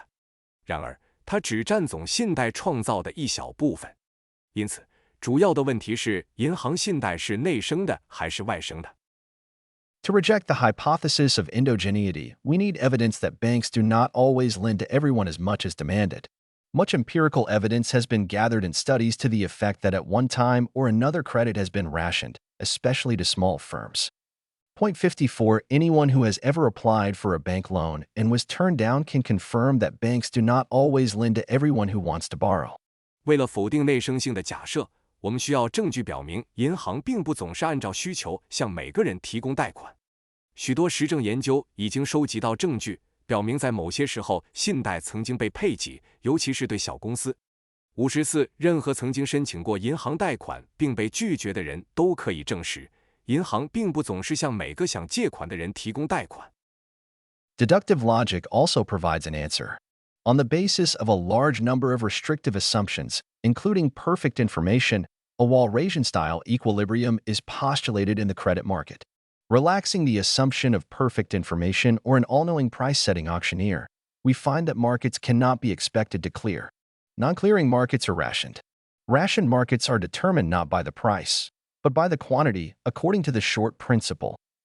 That says that the smaller of demand or supply will determine the outcome. Point 55. Since the very existence of money testifies to the existence of less than perfect information, we have no evidence supporting the claim of perfect information. The credit market is therefore likely to be rationed. 演绎逻辑也提供了一个答案。在大量限制性假设的基础上，包括完全信息，我们在信贷市场中假设了瓦尔拉斯式的均衡。放宽完全信息或全知价格设定拍卖师的假设，我们发现市场不能预期清算。未清算的市场是配给的。配给市场不是由价格决定，而是由数量决定。根据短原则，即需求或供应中较小的一方将决定结果。55. 由于货币的存在证明了信息不完全，我们没有证据支持完全信息的主张，因此信贷市场可能会被配给。Stiglitz and Weiss, 1981, come to the same conclusion. Due to the limited liability of directors, entrepreneurs with risky projects will still attempt to obtain bank loans. Since the actual demand for credit is thus relatively large, it is not rational for banks to raise interest rates until credit demand and supply curves meet. Adverse selection and moral hazard would raise their default risk. As a result, profit-maximizing banks will ration credit. 56. 斯蒂格利茨和魏斯1981得出了同样的结论。由于董事的有限责任，承担风险项目的企业家仍然会试图获得银行贷款。由于实际的信贷需求相对较大，银行没有理由提高利率，直到信贷需求和供应曲线相交，逆向选择和道德风险会提高他们的违约风险。因此，追求最大利润的银行会配给信贷。56. Given the above considerations, as well as empirical evidence, we must conclude that the credit market is likely supply-determined and causation is expected to run from the credit variable, M, to the transaction variable, T. Just as most empirical studies of Granger causality have found, see also Werner, 1997d. The total amount of credit creation constitutes the ultimate budget constraint in an economy that is quantity rationed by 0.57 Werner, 1992, 1997d. Has used the behavioral relationship derived from equations 5 and 6 to explain theoretically and empirically the movement of asset prices, capital flows, and nominal GDP of Japan in the 1980s and early 1990s. 58. 鉴于上述考虑以及实证证据，我们必须得出结论：信贷市场可能是由供应决定的。因果关系预计将从信贷变量 M 向交易变量 T 运行。正如大多数关于格兰杰因果关系的实证研究所发现的，参见也有 Werner 1997d。信贷创造的总额构成了一个由它数量配给的经济体的最终预算约束。57 Werner 1992 1997d 已经使用从方程5和6中得出的行为关系理论和实证地解释了日本在1980年代和1990年代初的资产价格、资本流动和名义 GDP 的变动。58. This also settles the dispute about the question whether there has been a credit crunch in Japan or other countries, at one time or another. If a credit crunch is defined as credit rationing, then it virtually always exists. The issue becomes one of ascertaining the degree of rationing. 59 light is also shed on the debate about the existence of a credit channel of monetary transmission, which has been hampered by the erroneous definition of banks as mere financial intermediaries. 60 when it is recognized that banks are special as creators of purchasing power, something capital markets cannot do. A credit channel not only exists, but is the main channel of transmission. 这也解决了关于日本或其他国家是否曾经出现过信贷紧缩的争论。如果信贷紧缩被定义为信贷配给，那么它几乎总是存在的。问题变成了确定配给的程度。59，这也为关于信贷渠道货币传递的存在性的争论提供了启示。这种争论受到了将银行错误地定义为纯粹的金融中介的影响。60，当认识到银行作为购买力的创造者，资本市场无法做到这一点，是特殊的时，不仅存在信贷渠道，而且它是主要的传输渠道。The Bank of Japan agrees that credit aggregates are important. 61 Moreover, our finding is consistent with other econometric evidence, such as Bayami's 1999, who concluded, changes in bank lending help to explain the rise in output in the early to mid-1980s and more recent weakness in activity, indicating that shocks to bank lending can also generate significant movements in output. Page 14. 62. 日本银行同意信贷总量是重要的。61此外，我们的发现与其他计量经济学证据一致，例如 Biomai 1999的结论，银行贷款的变化有助于解释1980年代初至中期的产出增长以及最近活动的疲软，表明银行贷款的冲击也可以产生显著的产出变动。第14页。62. Based on our model, the asset bubble of the 1980s is recognized as being due to excessive credit creation for non-GDP transactions, driving up asset prices. Equation 6. Once credit creation tightened, excess lending had to turn into bad debts, resulting in a credit crunch and subsequent recession. See Werner, 1991b, 1992, for such a warning that is now less controversial than a decade ago. Falling credit creation implies that the total amount of transactions in the economy must shrink, creating unemployment and deflation. This increases bankruptcies and in turn exacerbates the bad debt problem, rendering banks more risk-averse, thus reducing their supply of credit further. Based on the model, it was predicted that neither increases in high-powered money, increases in the money supply, reductions in interest rates, nor fiscal stimulation was necessary or sufficient condition to stimulate the economy, while an expansion in net credit creation was 0.63. 根据我们的模型，1980年代的资产泡沫被认为是由于过度的非 GDP 交易信贷创造所导致的，这推高了资产价格。公式6：一旦信贷创造收紧，过度贷款就必须转化为坏账，导致信贷紧缩和随后的经济衰退。参见 Werner 1991b 1992。对于这样的警告，现在比10年前的争议要小。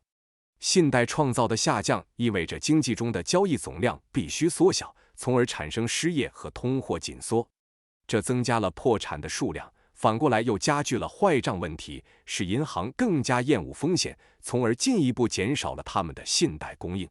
基于该模型，预测高能货币的增加、货币供应的增加、利率的降低或财政刺激都不是刺激经济的必要或充分条件，而信贷净创造的扩大则是。63 2. Explaining the anomalies. 2. 解释异常现象。 A. The ineffectiveness of interest rate policy. A. 利率政策的无效性。 We notice that in this framework there is no role for interest rates. 0.64 as the author argued well before the arrival of zero interest rates. Even zero interest rates could not be expected to be helpful if bad debts prevent banks from lending, and if the central bank does not increase its credit creation to compensate. This is immediately visible from equation. 7-foot nominal GDP is constrained by the net creation of credit. The ineffectiveness of interest rate policy is therefore not a special phenomenon of the zero interest rate environment. It is a general phenomenon. 我们注意到，在这个框架中，利率没有任何作用。64，正如作者在零利率到来之前就已经争论过的，即使是零利率，如果坏账阻止银行贷款，如果中央银行不增加其信贷创造以补偿，也不能期望它有所帮助。这从公式7分中可以立即看出，名义 GDP 受到信贷净创造的约束。因此，利率政策的无效性并不是零利率环境的特殊现象，这是一个普遍现象。B. The ineffectiveness of high-powered money. B. 高能货币的无效性。One of the prescriptions of our model is to increase central bank credit creation. However, as noted above, an increase in banks' voluntary excess reserves with the central bank, for instance, would constitute an increase in high-powered money but may not coincide with an increase in the central bank's credit creation. 我们模型的一个建议是增加中央银行的信贷创造。然而，如上所述，银行自愿增加在中央银行的超额储备，例如可能构成高能货币的增加，但可能并不与中央银行的信贷创造增加相吻合。C. The ineffectiveness of deposit aggregates. C. 存款聚合的无效性。We have seen that the breakdown of the correlation between money supply, deposit aggregates, and nominal GDP in many countries in the 1980s and 1990s is due to A. The violation of the assumption that Y represents all transactions in equation 1, and B. Measuring the money that changes hands for transactions during a given time period by deposit aggregates. Since there are many different ways of aggregating private sector assets, it is a priori not clear which subset of possible savings measures, e.g., M1, M2, M3, M4, etc., would accurately proxy the increase in purchasing power that is due to credit creation. Shifts in asset holdings, due to various factors, such as changes in institutional arrangements and regulations, across the definition domains of the various savings aggregates render any correlation with credit creation unreliable. Attempting to increase the growth of any arbitrary deposit aggregate is therefore neither necessary nor sufficient for an increase in economic activity. The Bank of Japan has correctly pointed this out. 0.65. 我们已经看到，许多国家在1980年代和1990年代货币供应存款总量与名义 GDP 之间的相关性的瓦解，是由于 A. 违反了方程一中 Y 代表所有交易的假设，以及 B 通过存款总量来衡量在给定时间段内进行交易的货币。由于有许多不同的方式来汇总私营部门的资产，因此事先并不清楚哪个可能的储蓄措施的子集，例如 M1、M2、M3、M4 等，会准确地代理由于信贷创造而产生的购买力增加。资产持有的变化，由于各种因素，如制度安排和规定的变化，在各种储蓄总量的定义域中，使得任何与信贷创造的相关性都不可靠。因此，试图增加任何随意的存款总量的增长，对于经济活动的增加既不必要也不充分。日本银行已经正确地指出了这一点。D. The ineffectiveness of fiscal policy. D. 财政政策的无效性。Our framework also provides insights into the effectiveness of fiscal policy. As Werner, 1994b, 1995b, 1996c, 1997f, 1998f, has pointed out, pure fiscal policy that is not linked to credit creation cannot boost economic growth. We can see this immediately by breaking equation 7 foot further down into its components, assuming here, for sake of simplicity, that net exports remain equally large each period 66. 我们的框架也提供了对财政政策有效性的洞察。正如 Werner 1994b、1995b、1996c、1997f、1998f 所指出的，与信贷创造无关的纯财政政策不能刺激经济增长。我们可以立即通过将方程7分进一步分解为其组成部分来看到这一点。为了简单起见，假设净出口在每个时期都保持相等的大。8. Where C, 1, and G stand for nominal household expenditure, including housing investment, private sector investment, including inventory, and government expenditure, including inventory. If banks do not increase lending for GDP-based transactions, and if the central bank fails to compensate for this, so that its credit to the economy remains unchanged, again for sake of simplicity, both assumptions are dropped below. Then there cannot be an increase in total transactions. 其中 C、I 和 G 分别代表名义家庭支出，包括住房投资、私营部门投资，包括库存，和政府支出，包括库存。如果银行不增加用于基于 GDP 的交易的贷款，如果中央银行未能补偿这一点，以至于其对经济的信贷保持不变，再一次为了简单起见，以下两个假设都被放弃，那么总交易量就不能增加。9. In other words, nominal GDP growth will be zero, because there is no credit creation. The national income pie remains unchanged. If under these circumstances the government increases its nominal spending G, its share of the pie, we know that this must be met by an equally large decline in private sector activity. 换句话说，名义 GDP 增长将为零，因为没有信贷创造。国民收入的总额保持不变。如果在这种情况下，政府增加其名义支出 G， 其占总额的份额，我们知道这必须由私营部门活动的同等大的下降来满足。9 foot. As the government issues bonds to fund increased fiscal stimulation, private sector investors, such as life insurance companies, that purchase the bonds must withdraw purchasing power elsewhere from the economy. The same applies, more visibly, to tax-financed government spending. With unchanged credit creation, every yen in additional government spending reduces private sector activity by 1 yen. While such an argument is recognized in the literature, see Goodhart, 1989b, it has not received attention. 随着政府发行债券以资助增加的财政刺激，购买这些债券的私营部门投资者，如人寿保险公司，必须从经济的其他地方撤回购买力。这同样适用于更明显的税收资助的政府支出。在信贷创造不变的情况下，政府增加的每1日元支出都会减少1日元的私营部门活动。虽然这样的论点在文献中得到了认可，参见 Goodhart 1989b， 但它并未引起关注。E. The failure of interest rate crowding out and Ricardian equivalence.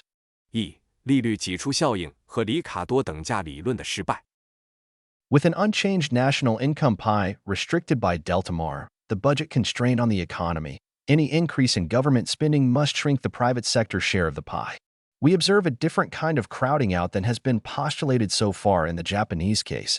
Unlike the Keynesian interest rate-based crowding out, and like Ricardian equivalence. It is quantity-based and does not require any particular movement in interest rates. It therefore fits the observation of the 1990s that interest rates did not rise. Unlike Ricardian equivalence, it does not depend on restrictive assumptions about unobservable expectations and their formation. Moreover, it does not operate via a change in household savings. Instead, crowding out occurs due to the lack of new credit. 在国民收入饼图不变、受 delta R 及经济的预算约束限制的情况下，任何政府支出的增加都必须缩小私营部门的份额。我们在日本案例中观察到一种与迄今为止假设的挤出效应不同的类型，与凯恩斯主义的基于利率的挤出效应不同，与里卡多等价理论相似，它是基于数量的，不需要任何特定的利率变动。因此，它符合1990年代的观察，即利率并未上升。与里卡多等价理论不同，它并不依赖于关于不可观察预期及其形成的限制性假设。此外，它并不通过改变家庭储蓄来操作。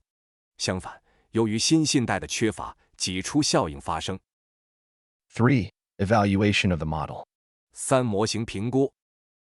In order to evaluate this model and compare its performance with the competing theories, it is useful to determine criteria for deciding among competing explanations.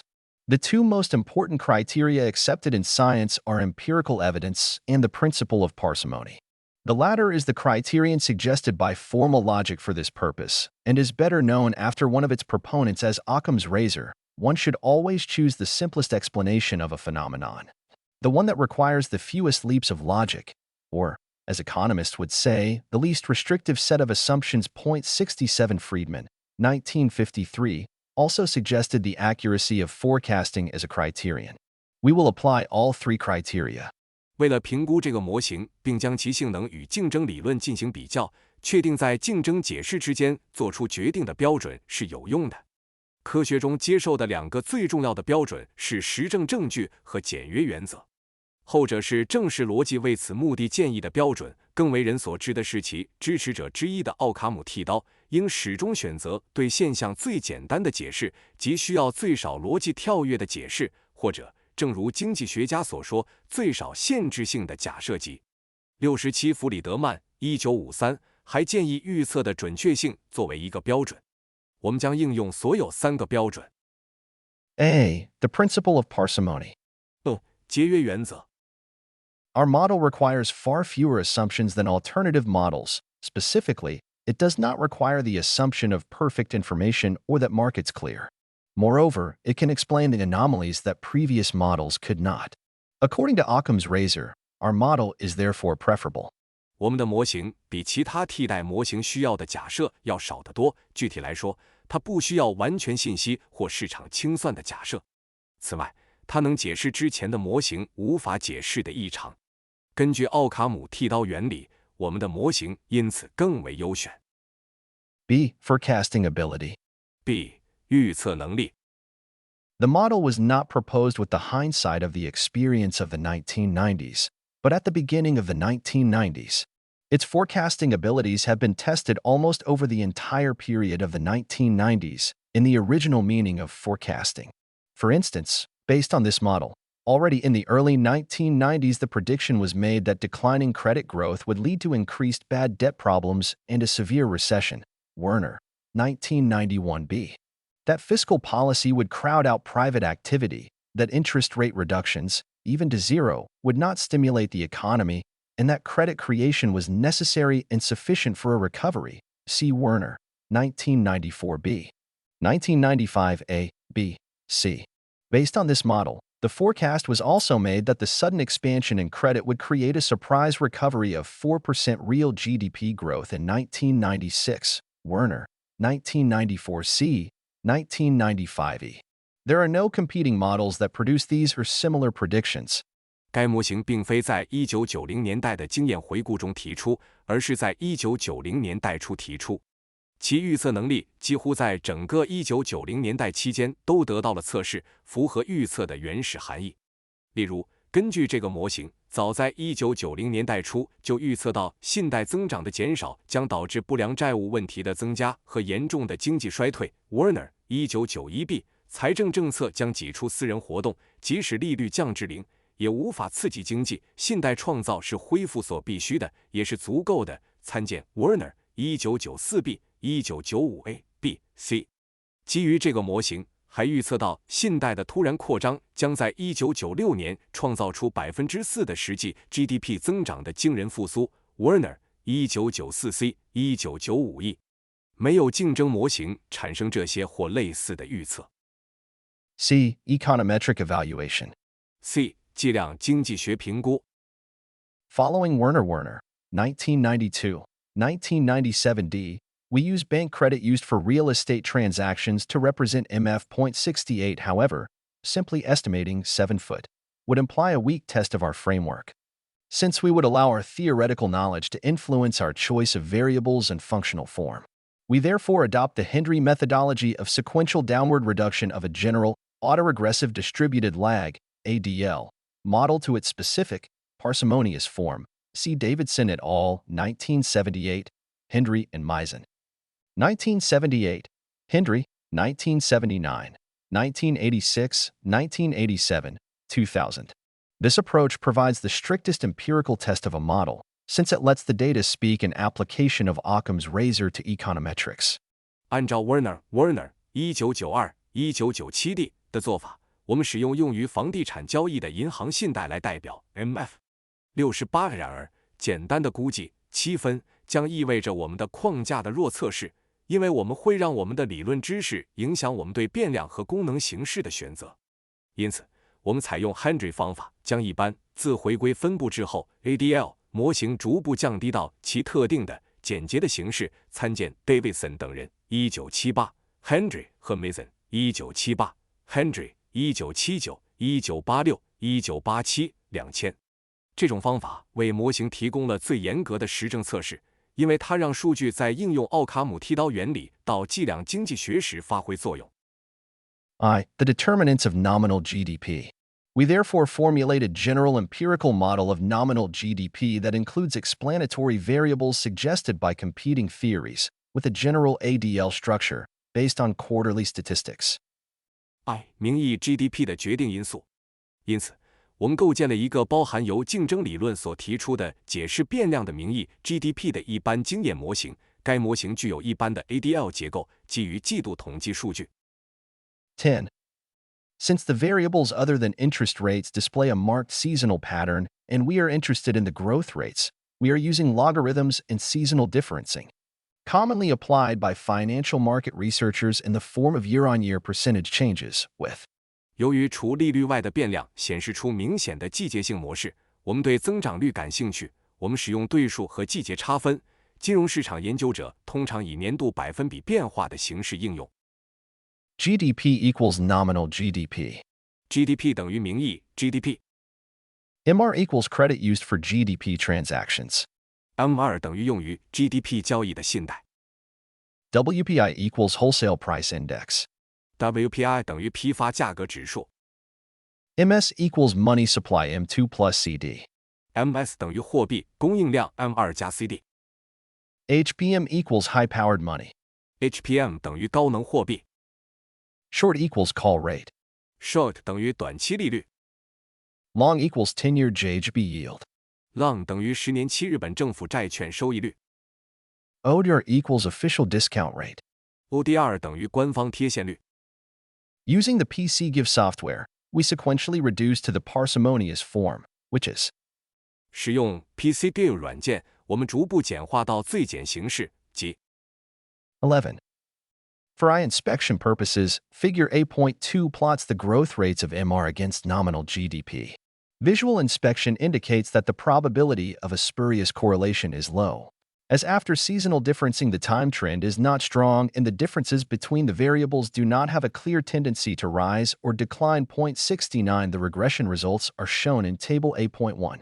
We find that the explanations of nominal GDP advanced by traditional models, such as high-powered money, money supply, short-term interest rates, or long-term interest rates, drop out of the model as insignificant, confirmed by formal omitted variable tests. Lowering or raising interest rates on its own does not have any significant impact on economic growth. What remains is the variable that our theory indicated, credit creation used for GDP transactions. The model is robust and well-defined, without visible statistical problems, e.g., in the error term or the specification of the functional form. The findings confirm that we have found useful empirical proxies for the variables in our theoretical equations. Finally, statistical causality tests reveal that credit in the real circulation Granger causes nominal GDP at the 1% significance level, but there is no statistical causality in the other direction. 为了目测，图 1.2 绘制了 M2 的增长率与名义 GDP 的对比。视觉检查表明，伪相关的可能性较低，因为在季节差分后，时间趋势并不强烈，且变量之间的差异没有明显的上升或下降趋势。69回归结果显示，在表 1.1 中，我们发现传统模型提出的名义 GDP 的解释，如高能货币、货币供应、短期利率或长期利率，在模型中都被视为无关紧要，经过正式的遗漏变量测试确认。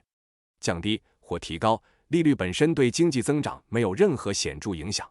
剩下的就是我们理论指出的变量，用于 GDP 交易的信贷创造。该模型健壮且定义明确，没有明显的统计问题，例如在误差项或功能形式的规定中。这些发现证实，我们已经找到了理论方程中变量的有用的实证代理。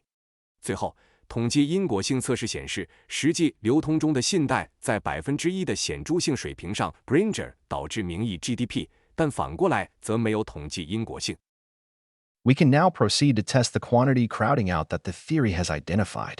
我们现在可以开始测试理论所指出的数量挤出效应。2. Testing for quantity crowding out. We now proceed to test the fiscal policy ineffectiveness proposition of the model. Unlike the case of equations 9 and 9-foot, credit creation was not zero during the 1990s. There were periods of significant credit contraction, such as in 1992 and 1997, and significant credit expansion, such as in 1996 and 1998. As we saw, they were closely related to nominal GDP growth, irrespective of fiscal policy. To control for those changes in credit creation, we solved 9 for the dependent variable, domestic demand. 2. 测试数量挤出效应。我们现在开始测试模型中的财政政策无效性命题。与等式9和9分的情况不同，1990年代的信贷创造并非为零，存在信贷大幅度收缩，如1992年和1997年，和大幅度扩张，如1996年和1998年的时期。正如我们所看到的，它们与名义 GDP 增长密切相关，无论财政政策如何。为了控制信贷创造的这些变化，我们求解9中的因变量及国内需求。12. Figure 8.2 credit in the real circulation and nominal GDP. 图 1.2 实际流通中的信贷和名义 GDP。An objective downward reduction to the parsimonious model has left us with credit used for GDP transactions, MR, as the sole explanation of nominal GDP interest rates, high-powered money, and money supply variables dropped out as insignificant. 对简约模型的客观向下修正时，我们只剩下用于 GDP 交易的信贷 M2 作为名义 GDP 的唯一解释。利率、高能货币和货币供应变量因为不显著而被排除。Source: Bank of Japan, EPA, Cabinet Office, Profit Research Center Ltd. 来源：日本银行环境保护署内阁办公室利润研究中心有限公司。Table 8.1. 表 1.1 Estimation results of GDP model. GDP 模型的估计结果。We expect the coefficient of delta G to be -1. Similarly, in our empirical model for an open economy, we note that 我们预期 delta G 的系数为1。同样，在我们的开放经济实证模型中，我们注意到 13. Substituting 13 into the empirical equation 11 and solving for non-government demand, we obtain 将13代入实证方程11，并求解非政府需求，我们得到 14. If we have found suitable empirical proxies for our model, a regression demonstrating perfect quantity crowding out would yield the following coefficient for government expenditure.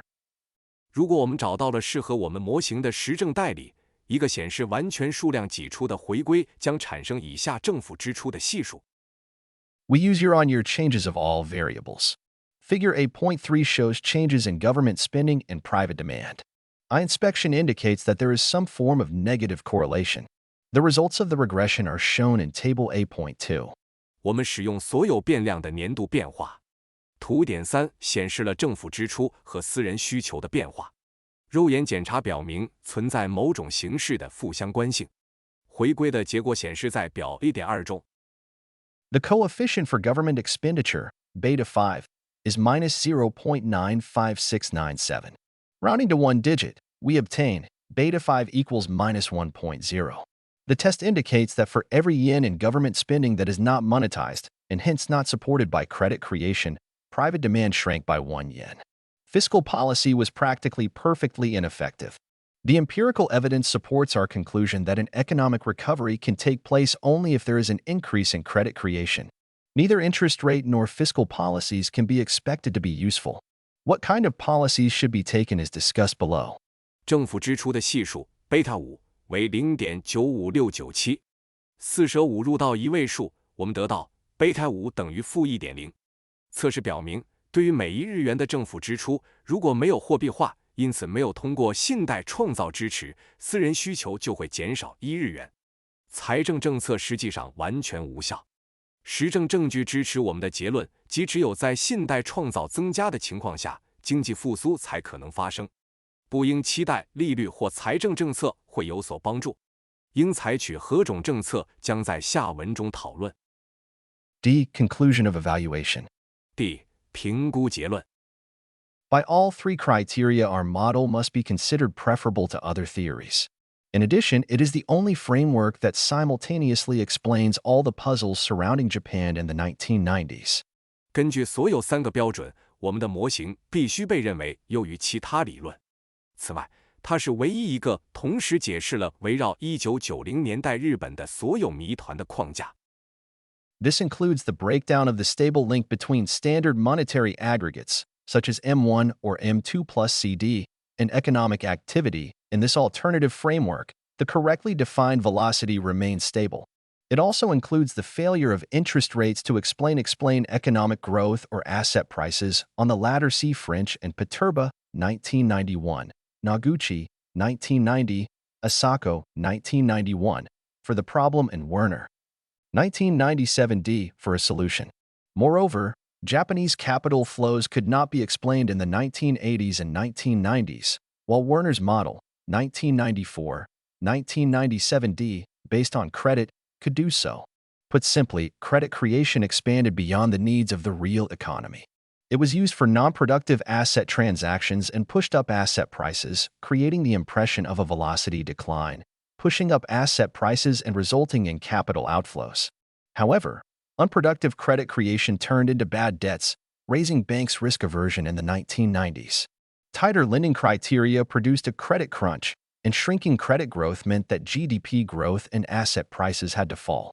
这包括标准货币总量，如 M1 或 M2 加 CD 与经济活动之间稳定联系的瓦解。在这个替代框架中，正确定义的货币流通速度保持稳定。它还包括利率无法解释经济增长或资产价格的失败。关于后者，请参见 French 和 Poterba 1991、Noguchi 1990、Asako 1991对问题的描述，以及 Werner 1997D 的解决方案。此外，1980年代和1990年代的日本资本流动无法得到解释，而 Werner 的基于信贷的模型1994、1997D 却能做到。简单来说，信贷创造超出了实体经济的需求。它被用于非生产性的资产交易，并推高了资产价格，造成了货币流通速度下降的印象，推高了资产价格，导致了资本外流。然而，非生产性的信贷创造转变为坏账，提高了银行在1990年代的风险厌恶。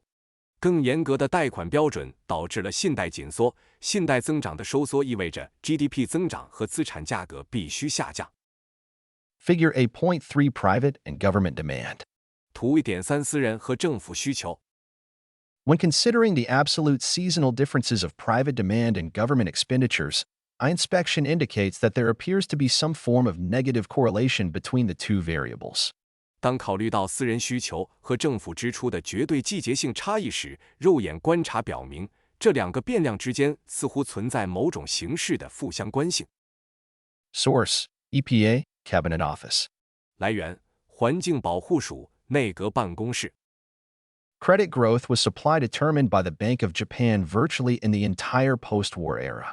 Supply determination of credit occurs when there is excess demand for loans. This exists when either one or both of the following conditions is met. 1. Asymmetric information forces banks to ration credit in equilibrium. See Stiglitz and Weiss, 1981. 2.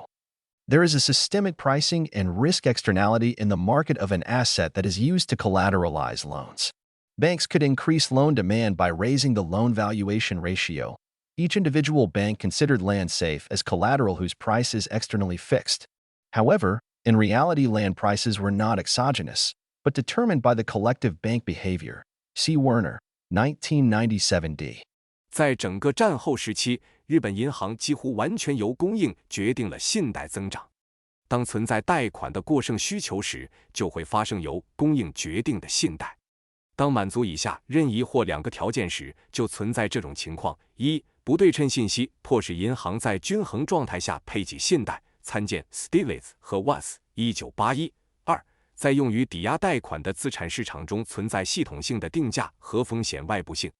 银行可以通过提高贷款估值比率来增加贷款需求。每家银行都认为土地是安全的抵押品，其价格是外部固定的。然而，实际上，土地价格并非外生的，而是由银行的集体行为决定的。参见 Werner 1997d。4. Policy implications. 4. 政策启示。Our framework allowed the early policy prescription that interest rate reductions and pure fiscal policy would not be helpful. Increases of high-powered money and M2 plus CD would also not provide an indication of an impending economic recovery. It was pointed out early on that with the ability of banks to create credit severely impaired by bad debts, an economic recovery could be created by a policy of aggressive expansion of both central bank and bank credit. 70 Werner referred to such a policy of broadly expanded credit creation Ryatiki Kinyukanwa. Quantitative monetary easing. See, for instance, 1995 C, in line with the traditional Bank of Japan nomenclature. 71. 我们的框架早就允许了早期的政策处方，即降低利率和纯粹的财政政策将无济于事。高能货币和 N2+CD 的增加也不会提供即将到来的经济复苏的迹象。早就指出，由于银行创造信贷的能力受到不良债务的严重损害，可以通过积极扩大中央银行和银行信贷的政策来创造经济复苏。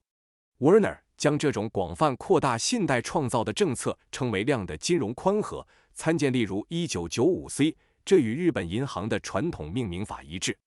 70 Table A.2. 表点2 Estimation results of private demand model. 私人需求模型的估计结果。 A. Expanding central bank credit creation. A. 扩大中央银行的信贷创造。The Bank of Japan's argument that monetary policy is powerless with zero interest rates, as well as its explanation of how it has been conducting monetary policy, hinges on interest rates being the only mechanism for transmission. 72 We have shown that monetary policy works mainly not via interest rates, but by more straightforward quantity effects. Instead of high-powered money, preferred by monetarists, Werner recommends as an operating target the net quantity of credit creation, measured by the sum of all central bank transactions, including those outside the money market operations. 日本银行的观点是，当利率为零时，货币政策无能为力，以及它如何实施货币政策的解释，都取决于利率是唯一的传输机制。72我们已经证明，货币政策的主要作用并非通过利率，而是通过更直接的数量效应。瓦尔纳建议，作为运营目标，应选择净信贷创造量，而不是货币主义者更喜欢的高能货币。这一创造量由所有中央银行交易，包括货币市场运营之外的交易的总和来衡量。Against the central bank's argument of money endogeneity and that monetary policy cannot directly generate demand, Hayami, 2001, Werner, 1995 C, 1996 A, 1996c. 1997a points out that, first, there has been excess demand for money, though largely from institutions and individuals that had no direct access to the closed call market, where the so-called open market operations are conducted, namely, small firms and the government. Second, even if there was no demand for money, the central bank could simply create more money and inject it through its purchase operations, which would increase demand and stop deflation. Third, the central bank should conduct true open market operations, not just with the small number of participants in the restricted call market, but directly with the non-bank sector of the economy. Iwata, 1999-2008 supports this argument. 针对中央银行的货币内生性论点以及货币政策不能直接产生需求 ，Heomi 2001的观点，瓦尔纳 1995c、1996a、1996c、1997a 指出，首先已经存在对货币的过度需求，尽管主要来自没有直接进入封闭的电话市场的机构和个人，及所谓的公开市场操作进行的地方，例如小公司和政府。其次，即使没有对货币的需求，中央银行也可以简单地创造更多的货币，并通过其购买操作注入，这将增加需求并停止通货紧缩。第三，中央银行应进行真正的公开市场操作，不仅与电话市场中的少数参与者进行交易，而且直接与非银行部门进行交易。盐田 1999-2000a 支持这一论点。The central bank can increase purchasing power in the economy by engaging in net purchase transactions of assets, not only those arbitrarily defined as money market transactions. The central bank's counterargument in the pre-zero interest rate era that increased asset purchases might unduly reduce interest rates has no merit, because a. It is not clear that interbank rates would fall proportionately to asset purchases of various types, including government bonds and bills, bills of exchange, commercial paper, foreign currency, etc., and b. If rates do fall, there is little conceivable negative impact on the economy during times of recession. 中央银行可以通过进行资产的净购买交易，不仅仅是那些任意定义为货币市场交易的资产，来增加经济中的购买力。在零利率时代之前，中央银行的反驳观点是，增加资产购买可能会过度降低利率，这是没有道理的，因为 a. 不清楚银行间利率是否会按比例降低各种类型的资产购买，包括政府债券和票据、汇票、商业票据、外币等。b. 即使利率下降，在经济衰退时期对经济的负面影响也微乎其微。Figure 8.4 shows the central bank's total credit creation on a year-on-year basis, shown as index, plotted against the call rate. The evidence is consistent with our model. There is no clear relationship between the call rate and the quantity of money the central bank injects into the economy. At any chosen call rate, the Bank of Japan has been able to inject more money. For instance, as in early 1998, when its credit creation was at a 25-year high, or less, for instance, as in much of 1999, when its credit contracted by the largest amount in the post-war era. Notice that compared to the highly expansionary policy of 1998, interest rates hardly changed. While some minor components of its total credit creation may be partly endogenous due to smoothing operations, there is no indication that this is true for the total of its transactions. 73 Among the policy proposals to increase central bank credit creation, Werner included aggressive purchases of financial assets, bills, government bonds, corporate bonds, equities, foreign exchange, preferred bank stocks, the bad debts of the banks at face value, real assets, real estate, creating BOJ parks. In Tokyo, indirect central bank lending to the corporate sector. 74 Since about 1998, several of these policy recommendations have been seconded by others. 75. 图1.4显示了中央银行的总信贷创造，以年度为基础，以指数显示与电话利率的对比。证据与我们的模型一致，电话利率与中央银行注入经济的货币数量之间没有明确的关系。在任何选定的电话利率下，日本银行都能够注入更多的货币，例如，就像1998年初，其信贷创造达到了25年来的最高点，或者更少；例如，就像1999年的大部分时间，其信贷收缩了战后时期的最大金额。注意，与1998年的高度扩张政策相比，利率几乎没有变化。虽然其总信贷创造的一些次要组成部分可能部分的由于平滑操作而成内生性，但没有迹象表明其交易总额也是如此。73在增加中央银行信贷创造的政策建议中，瓦尔纳包括了积极购买金融资产、票据、政府债券、公司债券、股票、外汇、优先银行股票、银行的坏账按面值计算、实物资产、房地产、创建日本银行公园在东京，以及直接向企业部门提供中央银行贷款。74自1998年左右以来，这些政策建议已经得到了其他人的支持。75 Figure 8.4 Bank of Japan Credit Creation and Call Rate. 图 A4 日本银行信贷创造和电话利率。The quantity of central bank credit creation appears to be in no particular relationship to the price of short-term credit, the call rate. The BOJ has increased or decreased the quantity of its credit injections at virtually any given interest rate. This would be expected in a disequilibrium environment, where prices are not necessarily related to quantity changes. The policy implication is that the Bank of Japan could have stimulated the economy by further increasing the quantity of credit at any given call rate. 中央银行信贷创造的数量似乎与短期信贷的价格、电话利率没有特定的关系。日本银行在几乎任何给定的利率下都增加或减少了其信贷注入的数量。在一个失衡的环境中，这是可以预期的，因为价格并不一定与数量变化有关。政策含义是，日本银行可以通过进一步增加任何给定电话利率下的信贷数量来刺激经济。Source: Bank of Japan, Profit Research Center Ltd. 来源：日本银行利润研究中心有限公司。Werner pointed out that empirically the Bank of Japan was largely sterilizing, at times even over-sterilizing, the foreign exchange intervention ordered by the finance ministry, such as in 1994 and 1995. And again in 1999.76 in order to increase credit creation, Werner argued, the central bank should refrain from sterilization. This argument is supported by Hamada, 1999. Werner's argument that the correct way to measure the central bank's currency intervention is its total credit creation, and that therefore there is no economic difference between bond purchases and foreign exchange intervention, is supported by Iwata, 2000A. 维尔纳指出，从经验上看，日本银行在很大程度上对财政部下达的外汇干预进行了消毒，有时甚至过度消毒，如1994年和1995年以及1999年。为了增加信贷创造，维尔纳认为中央银行应避免消毒。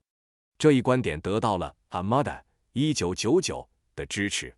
维尔纳的观点是，衡量中央银行货币干预的正确方式是其总信贷创造，因此购买债券和外汇干预在经济上没有区别。这一观点得到了 Iwata 2000A 的支持。Another way to increase credit creation is for the central bank to create money and transfer it to each taxpayer in the country. 77 Unlike tax reductions, this present would constitute monetary policy and hence not crowd out private activity.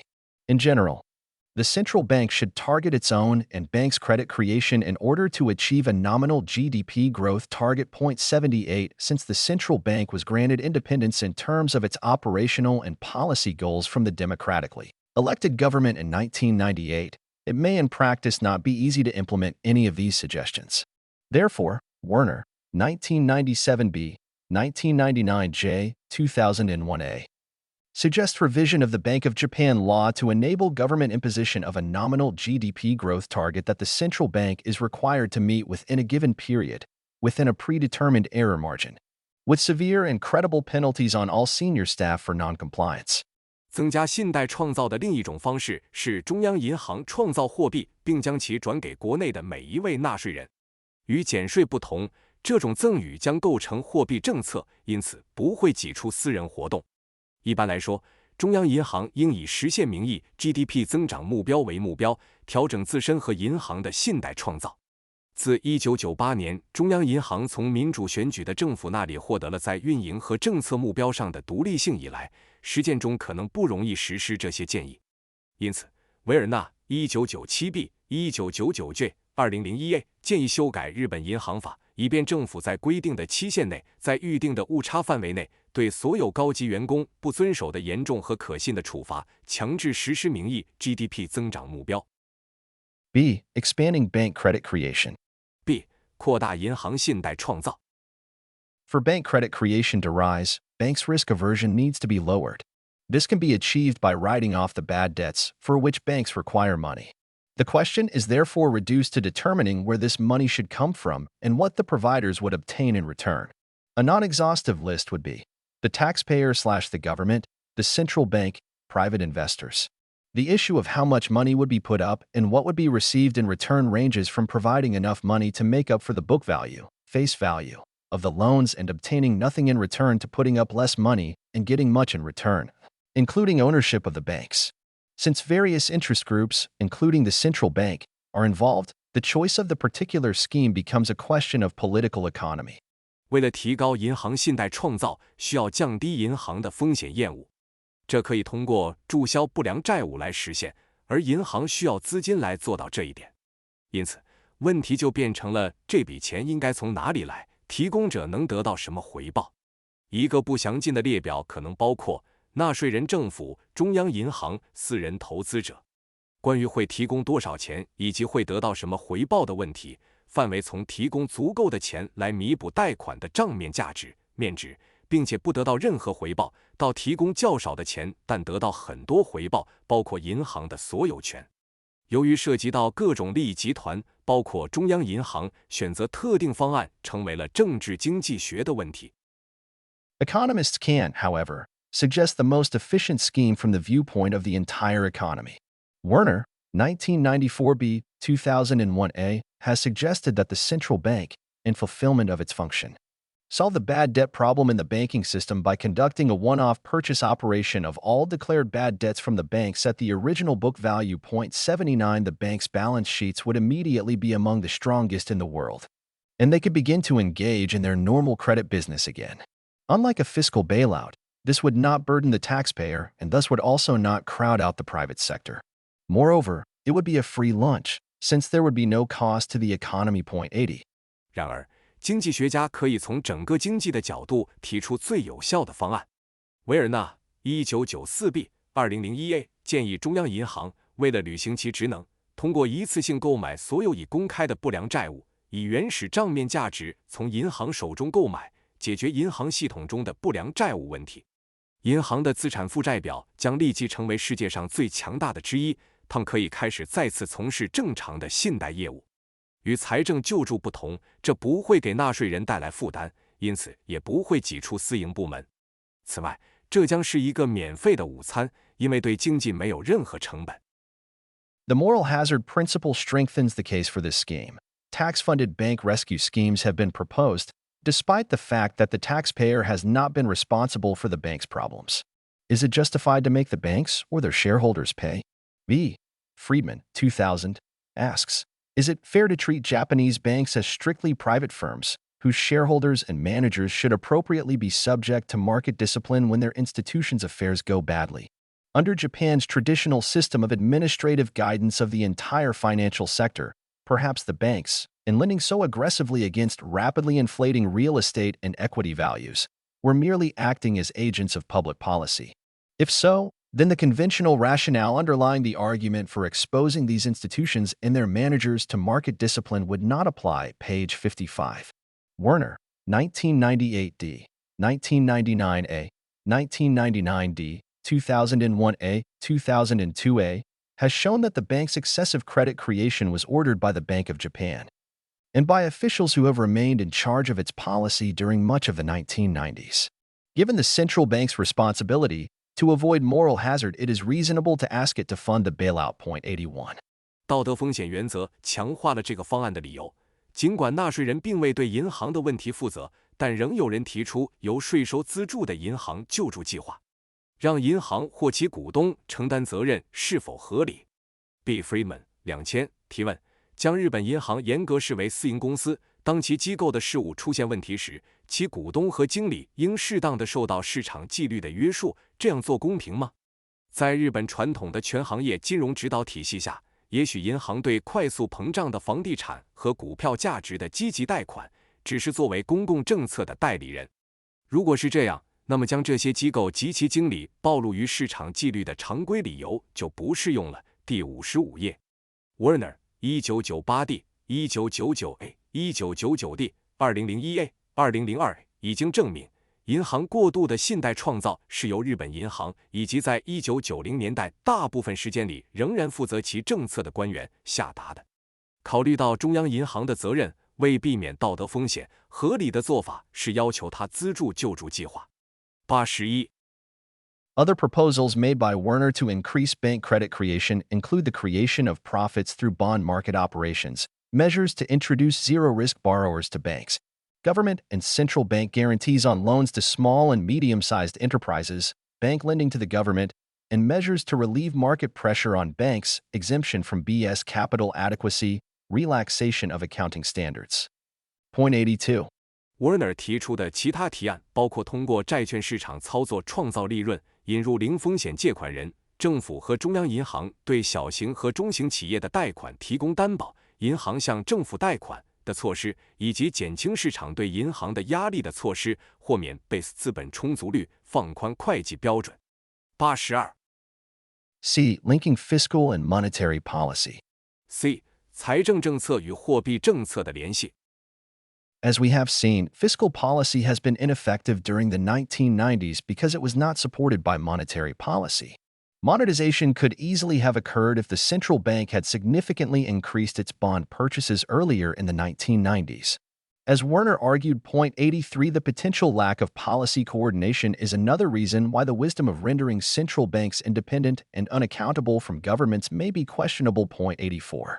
正如我们所看到的，由于没有得到货币政策的支持，财政政策在1990年代效果不佳。如果中央银行在1990年代早期大幅增加其债券购买，货币化本可以轻易发生，正如 Werner 所主张的。83政策协调的潜在缺乏是使中央银行独立且不受政府问责可能存在问题的另一个原因。84 Werner, 1994b, 1998b, 1999h, 2000a, 2000b, 2001a, has suggested a policy for governments to monetize fiscal policy even without cooperation from an independent central bank. The method renders fiscal policy effective. Point 85. Similarly to the central bank, the Ministry of Finance can also create new money and thus increase transactions and growth by shifting funding of its public sector borrowing requirement away from bond finance and instead borrowing from the commercial banks via simple loan contracts. Point 86. So far, only a fraction of public borrowing has taken the form of borrowing from banks. Although the central government funded parts of the 1998 budget from banks, this has remained negligible. By raising most money through bank loans, the government can increase credit creation and thus monetize fiscal policy. Figures of point 5 and point 6 are used to illustrate the difference between stimulatory fiscal policy, here the example of a fiscal spending package funded via bond issuance taken up by investors, such as life insurers, and stimulatory fiscal policy that is backed by credit creation. Werner, 1994b, 1998b, 1999h, 2000a, 2000b, 2001a 提出了一种政府在没有独立中央银行的合作下也能货币化财政政策的政策。这种方法使财政政策有效。85与中央银行类似，财政部也可以创造新的货币，通过将其公共部门借款需求的资金来源从债券融资转向通过简单的贷款合同从商业银行借款，从而增加交易和增长。86到目前为止，只有一小部分公共借款采取了从银行借款的形式。尽管中央政府已经从银行筹集了1998年预算的部分资金，但这仍然微不足道。通过银行贷款筹集资金，政府可以增加信贷创造，从而货币化财政政策。图 1.5 和 1.6 用于说明刺激性财政政策，这里是财政支出计划的例子，通过债券发行筹集资金，这些债券被投资者如寿险公司购买，以及由信贷创造支持的刺激性财政政策之间的区别。5. Conclusion. 5. 结论。The proposed alternative model has solved the puzzles surrounding Japan's economic performance of the 1990s, including the enigma of fiscal and interest rate policy ineffectiveness. It further demonstrated that the cause of Japan's recession has been the sharp reduction in credit creation that began in 1992 and was triggered by the bad debts in the banking system. We have also found that this problem could easily have been solved through monetary policy. Bad debts could have been taken off the bank's balance sheets without cost by the central bank. Even without bank lending, the central bank could have created a recovery a decade ago by significantly increasing its own credit creation. In other words, Japan's recession of the 1990s has been the result of the Bank of Japan's policies. 87. 提出的替代模型已经解决了围绕日本1990年代经济表现的谜团，包括财政和利率政策无效的谜团。它进一步证明，日本经济衰退的原因是信贷创造的急剧减少，这种现象始于1992年，并由银行系统的不良贷款引发。我们还发现，这个问题本可以通过货币政策轻易解决。中央银行可以无成本地从银行的资产负债表中剔除不良贷款。即使没有银行贷款，中央银行也可以通过大幅增加自身的信贷创造，早在10年前就创造出经济复苏。换句话说，日本1990年代的经济衰退是日本银行政策的结果。87. Figure A.5 Fiscal stimulation funded by bond issuance, e.g., 20 trillion yen government spending package. 图点5通过债券发行资助的财政刺激基金，例如20万亿日元的政府支出计划。During the 1990s, most fiscal spending was funded not through money creation, but through borrowing from the private sector. Such fiscal spending must crowd out private activity. Fiscal policy becomes a zero-sum game that merely reallocates existing resources. 在1990年代，大部分财政支出并非通过货币创造，而是通过从私人部门借款来资助。这样的财政支出必然会挤出私人活动。财政政策变成了一个零和游戏，只是重新分配现有资源。Figure A.6 Fiscal stimulation funded by bank borrowing, e.g., 20 trillion yen government spending package. 图点6通过银行借款资助的财政刺激基金，例如20万亿日元的政府支出计划。Government spending not backed by credit creation, monetization, crowds out private sector activity. The central bank can monetize, for instance, through bond purchases, but so can the government. By shifting government funding from bond issuance to bank loan contracts, bank credit creation increases. Unlike fundraising via the capital markets, borrowing from banks will not withdraw purchasing power from other parts of the economy, as banks can create new money out of nothing. 没有通过信贷创造、货币化支持的政府支出会挤出私人部门的活动。中央银行可以货币化，例如通过购买债券，但政府也可以通过将政府资金从债券发行转向银行贷款合同、银行信贷创造增加。与通过资本市场筹资不同，从银行借款不会从经济的其他部分撤回购买力，因为银行可以凭空创造新的货币。However, our research also raises a new question. If the solution to Japan's problems has been relatively straightforward and virtually costless, then why has the responsible authority not implemented such or similar policies? Incompetence is sometimes suggested. The defendant would have to build a case on ignorance of the key problem, namely, that bad debts in the banking system reduced credit creation. However, this is not easy. 然而，我们的研究也提出了一个新的问题：如果解决日本问题的方法相对直接且几乎无成本，那么为什么负责的权力机构没有实施这样或类似的政策？有时候人们会提到无能。被告必须以对关键问题的无知为基础来建立案件，即银行系统中的不良贷款减少了信贷创造。然而，这并不容易。First, the central bank has been competent enough to seek the good advice of leading international monetary and financial experts throughout the 1990s. Many have consistently criticized the central bank and clearly described how it could stimulate the economy. However, their advice has consistently been ignored. 88 The central bank's elaborate efforts over a decade to fend off any suggestion to increase credit creation has led many observers to the conclusion that it is making excuses to implement its predetermined policy. 89. 首先，自1990年代以来，中央银行一直有能力寻求国际货币和金融专家的良好建议。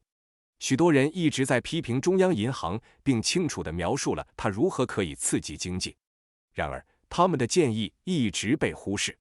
88中央银行在10年间精心努力抵制任何增加信贷创造的建议，这使许多观察者得出结论，认为他正在找借口实施其预定的政策。89 Second, it is apparent that key Bank of Japan staff have from early on been aware of the credit shrinkage problem, as well as the possible solutions through the central bank. See, for instance, the insightful, almost prophetic testimony by then Executive Director Toshihiko Fukui, Nihon Keizai Shimbun, 1992a. The Bank of Japan's Sawamoto and Ichikawa, 1994, do not deny that the central bank could have acted, but they argue that the basic principle is that overall monetary policy should not be turned into a bank rescue operation, except in very dire circumstances. At present, Japan is certainly not in such a situation. Page 99. The assessment of whether circumstances are dire enough to warrant more aggressive monetary stimulation depends on the goal of monetary policy. There is no evidence that this goal was to stimulate growth and employment. 其次，显然，日本银行的关键员工从早期就意识到了信贷收缩问题，以及通过中央银行可能的解决方案。例如，当时的执行董事府井俊彦在《日本经济新闻》1992中的深思熟虑、几乎预言性的证词。日本银行的泽本和世川1994并没有否认中央银行本可以采取行动，但他们认为基本原则是，除非在非常严重的情况下，否则整体货币政策不应变成银行救助行动。目前，日本肯定不处于这样的情况。第99页，是否情况严重到需要更积极的货币刺激，取决于货币政策的目标。没有证据表明这个目标是刺激增长和就业。4. Structural policy. 4. 结构政策。1. The New Classical View. 1. 新古典观点。Adherents of the real business cycle approach or similar new classical theories argue that the economy always operates at its full employment potential. The deductivist equilibrium models of this type focus on allocative efficiency within perfectly competitive markets and are defined such that any intervention disturbs that efficiency. By definition, government policies cannot boost output. Government policy should therefore focus on supply-side reforms that change the economic structure to boost the potential growth rate. 实际商业周期方法或类似新古典理论的支持者认为，经济总是在其全职业就业潜力下运行。这种类型的演绎平衡模型关注在完全竞争市场内的配置效率，并定义为任何干预都会扰乱该效率。按定义，政府政策不能提高产出，因此，政府政策应专注于改变经济结构，以提高潜在增长率的供应侧改革。An economy such as Japan's, whose economic structure has for most of the post-war era appeared far removed from this free market ideal, has always appeared a likely candidate for such supply-side reforms. Naturally, for the first 45 years since the war, it has been difficult to convince Japanese policymakers that the very system that outperformed its European and North American competitors in terms of growth, unemployment, and inequality measures was an obstacle to even better performance and needed to be abandoned. The experience of the 1990s changed the picture. Japan's economy has apparently failed to respond to seemingly vigorous attempts at cyclical demand management, just as the full employment models would have predicted. The record high unemployment also does not pose an empirical problem for the full employment models. Instead, it is reinterpreted as corroboration, since by definition unemployment could only be due to the full employment potential output level being too low. Any observed unemployment is seen as proof that the economic structure is holding back the potential growth rate. The problem is those structural peculiarities of Japan's economy that one had been suspicious of for decades. The policy advice is therefore clear. Instead of cyclical stimulation, Japan needs structural reforms. 像日本这样的经济体，其经济结构在战后大部分时期看起来都远离这种自由市场理想，一直被视为供应侧改革的可能候选者。自然，战后的前45年很难说服日本的政策制定者，那个在增长、失业和不平等措施方面超过其欧洲和北美竞争者的系统是阻碍更好表现的障碍，需要被放弃。1990年代的经验改变了这个画面。日本的经济显然未能对看似有利的周期性需求管理做出反应，正如全职业就业模型所预测的那样。创纪录的高失业率也不构成全职业就业模型的实证问题。相反，它被重新解释为证实，由于定义上失业只能是由于全职业潜在产出水平过低，所以任何观察到的失业都被视为证明经济结构正在阻碍潜在增长率。问题是，日本经济的那些结构特性人们几十年来一直对此持怀疑态度。因此，政策建议很明确，日本需要的不是周期性刺激，而是结构改革。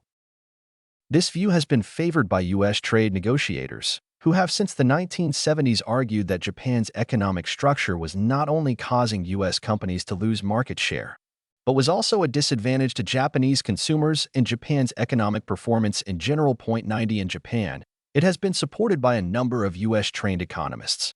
An example is Takanaka, 1996, who argues that the untransparent government intervention and economic system of the post-war era is to blame for Japan's recession of the 1990s, and thus favors far-reaching structural reform, including deregulation, liberalization, privatization, and administrative reform, such as a reduction in the power of the Ministry of Finance. Similar proposals have been made by Ikkyo, 2001, who argues that Japan's recession is due to low productivity, which can only be raised by structural changes, while monetary easing would harm the economy. 91 As the economy failed to recover in the 1990s, more and more economists became convinced by this argument, including some proponents of cyclical stimulation policies, who agreed to place priority on the structural policy agenda. 92这种观点一直受到美国贸易谈判代表的青睐。他们自20世纪70年代以来一直认为，日本的经济结构不仅导致美国公司失去市场份额，而且对日本消费者和日本的整体经济表现也不利。90在日本，这种观点得到了一些在美国接受过教育的经济学家的支持。例如，竹中平藏 1996认为，战后时期不透明的政府干预和经济体制是日本90年代经济衰退的罪魁祸首，因此他支持进行深远的结构性改革，包括放松管制、自由化、私有化和行政改革，如削减财政部的权力。池尾和人2001也提出了类似的建议，他认为日本的经济衰退是由于生产率低下，只有通过结构性改变才能提高生产率，而货币宽松政策会对经济造成伤害。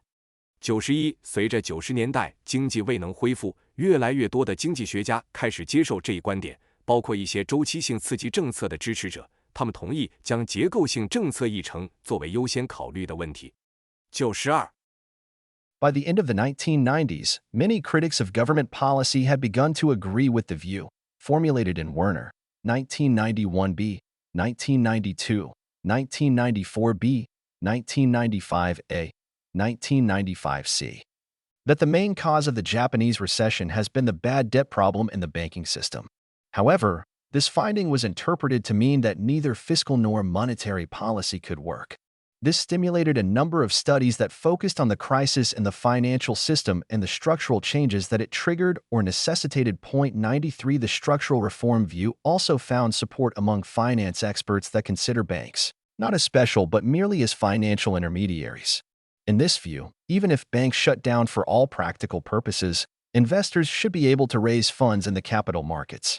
Thus, a credit crunch or imperfect substitutability of bank funding with other forms of financing is thought to demonstrate that the capital market structure is not efficient enough. 94 Hoshi and Kashyap 2000, for instance, advised Japan to fully open the markets now, most importantly to foreign financial institutions. This argument not only ignores the reality that small firms depend on bank financing in most countries, but the more fundamental fact that capital market financing can never be a substitute for bank lending in a macroeconomic sense, since the latter creates new purchasing power, but the former merely reallocates it. 到了20世纪90年代末，许多政府政策的批评者开始同意这种观点。在 Werner 1991b、1992、1994b、1995a、1995c 中提出，即日本经济衰退的主要原因是银行系统中的不良债务问题。然而，这个发现被解释为，无论是财政政策还是货币政策都无法奏效。这激发了一系列关注金融系统危机和它引发或需要的结构变化的研究。93结构改革观点也得到了那些认为银行不是特殊的，而只是金融中介的金融专家的支持。在这种观点中，即使银行实际上关闭了，投资者也应该能够在资本市场上筹集资金。因此，信贷紧缩或银行融资与其他形式的融资的不完全替代性被认为是证明资本市场结构不够有效。94例如星野和 Kashyap 2000建议日本现在就全面开放市场，最重要的是对外国金融机构开放。这个观点不仅忽视了在大多数国家小企业依赖银行融资的现实，而且更基本的是，资本市场融资在宏观经济意义上永远不能替代银行贷款，因为后者创造了新的购买力，而前者只是重新分配了购买力。The most consistent proponent of the structural reform view in Japan, however, has been the Bank of Japan and its staff. The reports by commissions headed by former key Bank of Japan governors, namely, the Sasaki Report of 1983 and the Maikawa Reports of 1986 and 1987, attracted much attention. They reiterated many of the views of U.S. trade negotiators. Somewhat less known, though closely resembling their content, are the frequent statements made by past or present Bank of Japan staff during the 1990s. Their speeches and statements are remarkably consistent in pointing out that the central bank has done all it could, and that instead it was up to the government to implement far-reaching structural reform. 95 Governor Hayami has argued frequently that the alleged ineffectiveness of fiscal and monetary policy provided evidence for the necessity of structural changes. 96 Deputies and colleagues have echoed this sentiment. 97 Bank of Japan spokesmen have not been shy to make detailed suggestions for needed structural reforms. 98. 然而，在日本，最一贯的支持结构改革观点的是日本银行及其员工。由前日本银行关键行长领导的委员会的报告及1983年的佐佐木报告和1986年和1987年的前川报告引起了广泛的关注。他们重申了许多美国贸易谈判代表的观点，虽然不太为人知，但在内容上与他们非常相似的是，90年代期间，过去或现在的日本银行员工经常发表的声明。他们的演讲和声明在指出中央银行已经尽了所有可能，并且政府应该实施深远的结构改革方面非常一致。95行长素水佳举经常主张，所谓的财政和货币政策的无效性为结构变化的必要性提供了证据。96副行长和同事们也表达了这种情绪。97日本银行的发言人并不羞于对需要的结构改革提出详细的建议。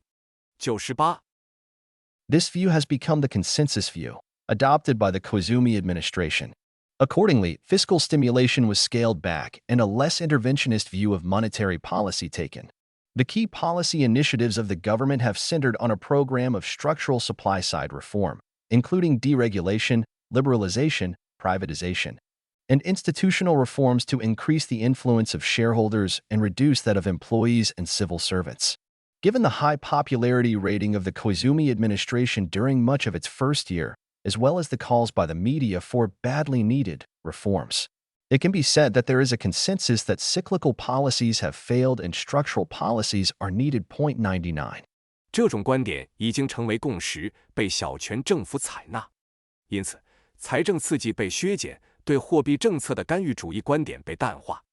政府的关键政策举措集中在一项结构供应侧改革计划上，包括放松管制、自由化、私有化和制度改革，以增加股东的影响力，减少员工和公务员的影响力。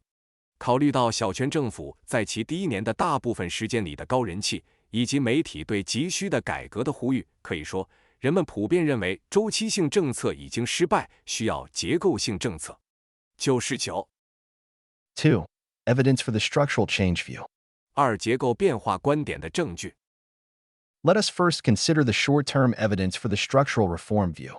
The Koizumi government is not the first to shift emphasis from cyclical to structural policies. The Hashimoto administration also argued that structural issues were the cause of the recession. In 1997, it tightened fiscal policy and de-emphasized monetary policy, while implementing structural reforms, including granting the Bank of Japan legal independence from the government, dismantling the Okurasho Ministry of Finance, establishing an independent financial supervisory agency, and rendering key government agencies directly responsible to the Prime Minister. The reforms also included a sweeping financial sector deregulation program, Big Bang, beginning in 1998. Given the extent of structural reforms, by the end of the decade, even reform proponents referred to them as remarkable. 101. Despite the Hashimoto administration's structural reforms, they were not followed by improved economic performance. To the contrary, before the reforms, in 1996, growth recorded 4%. The 1997 reforms were immediately followed by the largest post-war contraction of nominal GDP and consumer prices. In early 2002, the economic outlook was once again everything but rosy. Thus, it is difficult to dismiss the 1997-98 downturn as a temporary phenomenon. 让我们首先考虑结构改革观点的短期证据。小泉政府并不是第一个从周期性政策转向结构性政策的政府。桥本政府也认为结构性问题是经济衰退的原因。1997年，他收紧了财政政策，淡化了货币政策，同时实施了结构改革，包括赋予日本银行法律上的独立性，拆除了大藏省财政部，设立了独立的金融监督机构，并使关键的政府机构直接对首相负责。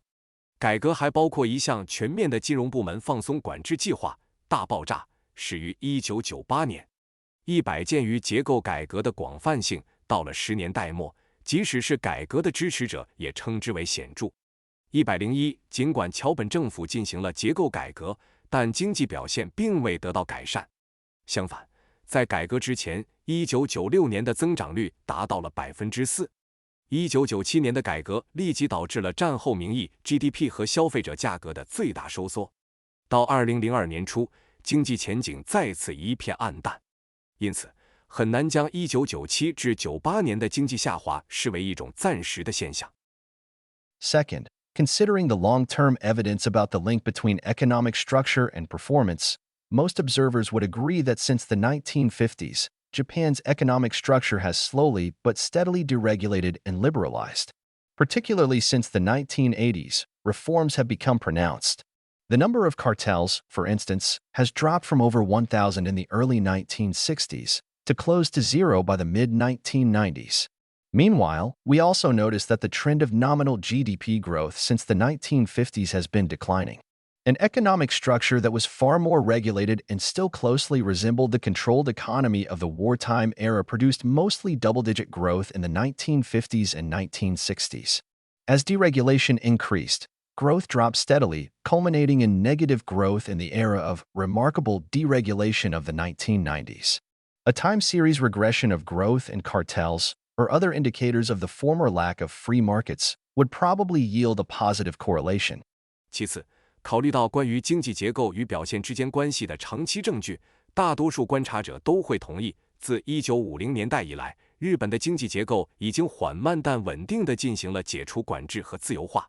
特别是自1980年代以来，改革变得更加明显。例如，卡特尔的数量从1960年代初的1000多个下降到1990年代中期接近0。同时，我们也注意到，自1950年代以来，名义 GDP 增长的趋势一直在下降。一个更加受到管制，仍然与战时时期的控制经济相似的经济结构，在1950年代和1960年代主要产生了2位数的增长。随着解除管制的增加，增长稳步下降，最终在1990年代的显著解除管制时期出现了负增长。对增长和卡特尔或其他前自由市场缺乏的指标的时间序列回归可能会产生正相关。Third, considering international evidence, where the United States and the United Kingdom serve as role models of deregulated and liberalized economies. It is apparent that these economies still suffered from business cycles that can be explained with cyclical, demand-based models.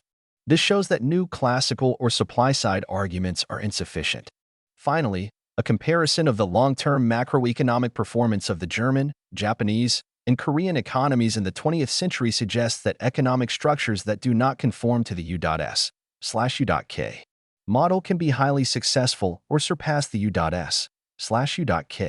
model, especially when measured by certain indicators of social welfare, such as indicators of inequality, social stability, or basic needs, including access to health services, welfare, and education. 第三，考虑到国际证据，其中美国和英国作为解除管制和自由化经济的典范，显然这些经济体仍然受到可以用周期性需求型模型解释的商业周期的影响。这表明新古典或供应侧的论点是不足够的。最后，对德国、日本和韩国经济在20世纪的长期宏观经济表现的比较表明，不符合美英模式的经济结构可以非常成功，或者超过美英模式，特别是在某些社会福利指标，如不平等、社会稳定或基本需求，包括获得卫生服务、福利和教育的衡量上。We must conclude that changes in the economic structure cannot explain Japan's post-war GDP growth rate. If anything, structural reform toward deregulation and liberalization has been accompanied by reduced economic growth, both in the short term and in the long run. Most economists would therefore prefer to analyze cyclical and structural issues separately. However, the Bank of Japan has raised the intriguing idea that there is a link between cyclical and structural policies. See Chapter 14. 我们必须得出结论：经济结构的变化不能解释日本战后的 GDP 增长率。如果有的话，像解除管制和自由化的结构改革伴随着经济增长的减少，无论是短期还是长期。因此，大多数经济学家更愿意分别分析周期性和结构性问题。然而，日本银行提出了一个引人入胜的想法，即周期性和结构性政策之间存在联系，参见第14章。